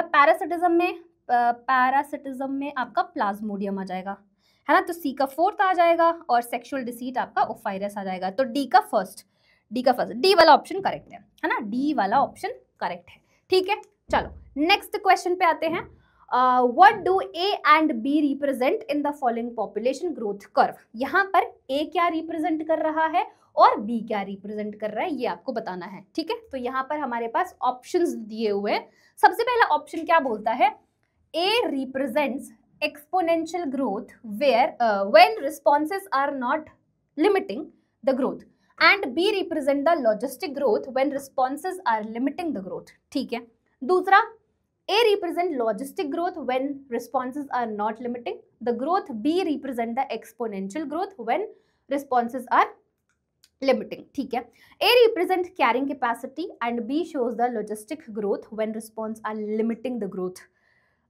ओके, ठीक है, A represent exponential growth and when responses are not limiting the growth and B shows the carrying capacity। ठीक है, देखो A क्या है आपका, A आपका J shaped कर्व है ना, A आपका J shaped कर्व है और B क्या है, ये सिग्मोइड है। ठीक है, सिग्मोइड, ये क्या है, सिग्मोइड। ये कब आता है, जब आपके रिसोर्सेज अनलिमिटेड होते हैं। क्या होते हैं, अनलिमिटेड होते हैं। ठीक है, आपको सोचने की जरूरत नहीं है, तो यहाँ पर अनलिमिटेड रिसोर्सेज होते हैं, तब आपको ये कर्व देखने को मिलता है। वहीं पे अगर आप सिग्मोइड कर्व की बात करोगे तो ये आपका कब आता है, जब आपके रिसोर्सेज लिमिटेड होते हैं, है ना। लिमिटिंग अगर रिसोर्सेज होंगे तो आपको ये वाला कर्व देखने को मिलेगा। ठीक है, तो ए तो आपका हो गया अनलिमिटेड रिसोर्सेज वाला एक्सपोनेंशियल ग्रोथ जो शो कर रहा है, और बी जो है वो आपका लॉजिस्टिक ग्रोथ। तो एक ए वाला जो ऑप्शन है वो सही आ जाएगा। A is the correct answer. ठीक है, A is the correct answer. Now next पे आते हैं। नेक्स्ट क्वेश्चन क्या बोलता है, plants offer rewards to animals in the form of pollen and nectar and the animals facilitate the pollination process. ठीक है, this is an example of, ये किसका एग्जाम्पल है, मतलब कि यहाँ पर जो आपके प्लांट्स है वो रिवॉर्ड दे रहे हैं आपके एनिमल्स को, किस फॉर्म में, नेक्टर और पोलन के फॉर्म में। वहीं पे जो एनिमल्स है वो पॉलिनेशन का प्रोसेस को फैसिलिटेट कर रहे हैं। तो मतलब यहाँ पर अगर आप देखोगे कि दोनों को ही फायदा मिल रहा है एक दूसरे से, है ना। तो ये किसका एग्जाम्पल हो गया, आपके म्यूचुअलिज्म का एग्जाम्पल हो गया। अमेंसलिज्म तो नहीं होगा, कंपटीशन भी नहीं होगा, कमेंसलिज्म भी नहीं होगा, तो बचा क्या, म्यूचुअलिज्म। म्यूचुअलिज्म आपका करेक्ट आंसर आ जाएगा, क्योंकि यहाँ पर दोनों को ही बेनिफिट मिल रहा है, दोनों को ही फायदा मिल रहा है। ठीक है, चलिए नेक्स्ट क्वेश्चन पे आते हैं, है ना। अगला क्वेश्चन क्या बोलता है, चलो देखते हैं। Match list 1 with list 2। List 1 में हमारे पास इंटरैक्टिंग स्पीशीज दिए हुए हैं एंड यहाँ पर नेम ऑफ इंटरैक्शंस दिए हुए हैं। ठीक है, अब यहाँ पर आपको मैच करके करेक्ट ऑप्शन चूज करना है। ठीक है, यहाँ पर पहले में दिया हुआ है a leopard and a lion in a forest grassland. ठीक है, cuckoo laying egg in a crow's nest। Okay, fungi and the roots of the higher plants, cattle, egret and the cattle in a field। ठीक है, यहाँ पर आ जाएगा इसका brood parasitism. ठीक है, तो बी का तो सेकेंड आ जाएगा। ठीक है, ये fungi and roots of higher plants mutualism का आ गया। ठीक है, यहाँ पर आपका कैटल इग्रेट कमेंसलिज्म आ जाएगा और ये वाला कंपटीशन आ जाएगा। तो ए का फर्स्ट कहाँ पर है, ए का फर्स्ट है ना, और बी का सेकंड, बी का सेकंड, सी का थर्ड एंड डी का फोर्थ। डी वाला ऑप्शन करेक्ट आ जाएगा। ठीक है, डी वाला ऑप्शन आपका बिल्कुल करेक्ट आ जाएगा। ठीक है मेरे प्यारे प्यारे बच्चों, है ना। चलो नेक्स्ट क्वेश्चन पे आते हैं। अगला क्वेश्चन क्या बोलता है, the process of growth is a maximum during log phase, lag phase, dormancy और सेनेसेंस। यहाँ पर पूछा है कि ग्रोथ सबसे ज्यादा मैक्सिमम कौन से फेज में होती है, क्या वो लॉग फेज है, क्या वो लैग फेज है, डॉर्मेंसी या फिर सेनेसेंस। तो मैंने आपको कर्व बताया था, सिग्मोइड कर्व। यहाँ पर सबसे पहले आता है आपका लैग फेज, है ना, जहां पर इतनी ज्यादा ग्रोथ नहीं होती है क्योंकि अडेप्ट करना होता है ना। तो लैग फेज आएगा तो इतना ज्यादा ग्रोथ तो यहाँ पर नहीं होता है। फिर आता है आपका लॉग फेज। लॉग फेज में आप देखते हो कि ग्रोथ मतलब यहाँ पर काफी ज्यादा ग्रोथ आपको देखने को मिलती है। उसके बाद आपका स्टेशनरी फेज आता है ना। तो सबसे ज्यादा ग्रोथ किसमें आया? आपके लॉग फेज में आया। तो ए आपका करेक्ट आंसर आ जाएगा। क्या ये सबको समझ में आया? आई एम होपिंग आपको सारी चीजें समझ में आ रही होंगी। ठीक है, बाकी जो आपके सब्जेक्टिव क्वेश्चंस है वो आपको पीडीएफ में मिल जाएंगे, उसकी कोई टेंशन लेने की आपको जरूरत नहीं है। ठीक है, चलो नेक्स्ट क्वेश्चन पे आते हैं। नेक्स्ट क्वेश्चन क्या बोलता है? natality refers to natality refers to A, death rate, birth rate, number of individual leaving the habitat, number of individual entering a habitat. natality is birth rate, है ना। Birth rate को हम लोग natality बोलते हैं, मोर्टेलिटी इज डेथ रेट। ठीक है, यहाँ पर मोर्टेलिटी आ जाएगा। लीविंग द हैबिटेट, लीव कर रहे हैं, जा रहे हैं, तो दैट इज एमिग्रेशन, है ना। और आ रहे हैं तो इमिग्रेशन। ठीक है, आई से इन, ई से एग्जिट। ठीक है, ऐसे याद रखना। तो बी आपका करेक्ट आंसर आ जाएगा, बर्थ रेट। ठीक है, नेटैलिटी को हम क्या बोलते हैं? बर्थ रेट बोलते हैं। तो बी आपका करेक्ट आंसर आ जाएगा। ठीक है, चलो लास्ट क्वेश्चन है ये आपके इस चैप्टर का, है ना। Mycorrhiza are the examples of. Mycorrhiza क्या किस में रहते हैं? सिम्बायोटिक एसोसिएशन में रहते हैं। ठीक है, तो ये किसका एग्जाम्पल है? क्या वो फंजस, क्या है ये? Fungi stasis. वाओ, ठीक है मुझे भी लगा क्या है ये, है ना। फंजाई स्टैसिस, एंटीबायोसिस, म्यूचुअलिज्म और एमेंसलिज्म। ठीक है, माइकोराइजा का बात क्या हुआ है? तो ऑब्वियस सी बात है, ये बिल्कुल सोचने की जरूरत नहीं है, है ना, क्योंकि हमें एग्जाम्पल्स याद है। मैम ने बोला था एग्जाम्पल्स याद करने हैं, तो एग्जाम्पल्स अगर याद है तो आप एक बार ही क्वेश्चन को देखकर उसका आंसर लिख दोगे। ठीक है, तो C is the correct answer. Mutualism, दोनों को बेनिफिट मिल रहा है ना। तो यहाँ पर सी आपका करेक्ट आंसर आ जाएगा। और इसी के साथ आपका ये जो चैप्टर है वो समाप्त होता है। ठीक है, जो सब्जेक्टिव क्वेश्चंस हैं वो आपको इसी पीडीएफ में मिल जाएंगे विद आंसर्स, तो उसकी जरूर प्रैक्टिस कर लेना, क्योंकि यार पूछे जाएंगे। आप बोर्ड एग्जाम दोगे तो उसमें सब्जेक्टिव क्वेश्चंस ही पूछे जाएंगे, तो वो जरूर देख लेना आप लोग यहाँ से। ठीक है, चलिए, सो फाइनली हमारा एक और चैप्टर जो है खत्म होता है ना। इसके बाद आपके 2 चैप्टर और बचे हैं। उसके बाद आपका 12th का सिलेबस पूरा कंप्लीट हो जाएगा यूट्यूब पे। ठीक है, तो चलिए फिर इसी बात पे हम इस वीडियो को एंड करते हैं। अब जो बच्चे बोल रहे हैं पीडीएफ के बारे में, पीडीएफ कहाँ मिलेगी? बेटा पीडीएफ अगर चाहिए तो यहाँ पर एक स्कैनर लगा हुआ है, इसको भी आप स्कैन कर सकते हो। टेलीग्राम चैनल को ज्वाइन कर लो, वहाँ पर मैं आपको पीडीएफ भिजवा दूंगी। साथ ही साथ अगर इसको स्कैन नहीं करना है तो डिस्क्रिप्शन में आपको टेलीग्राम का लिंक मिल जाएगा, लिंक पे क्लिक करिए, टेलीग्राम चैनल को ज्वाइन करिए और वहां पर पीडीएफ आपको मिल जाएगी। ठीक है, तो आई होप आपको सारी चीजें समझ में आई होंगी। इस चैप्टर में हमने क्वेश्चंस भी कर लिए, मतलब पूरी सारी चीजें हो गई है, ऐसा कुछ भी नहीं छोड़ा है ना। साथ ही साथ आपको शॉर्ट नोट्स भी मिल गए है ना, आपको कुछ भी अलग से बनाने की जरूरत नहीं है। आप अगर यही नोट्स को पढ़ लोगे, सारे एग्जाम्पल्स इसमें अच्छे तरीके से लिखे हुए हैं, मोर देन इनफ है। ठीक है, तो यस, चलिए फिर इसी बात पे हम इस वीडियो को एंड करते हैं। मिलेंगे नेक्स्ट वीडियो में, तब तक के लिए bye, tata, take care and पढ़ाई करते रहो।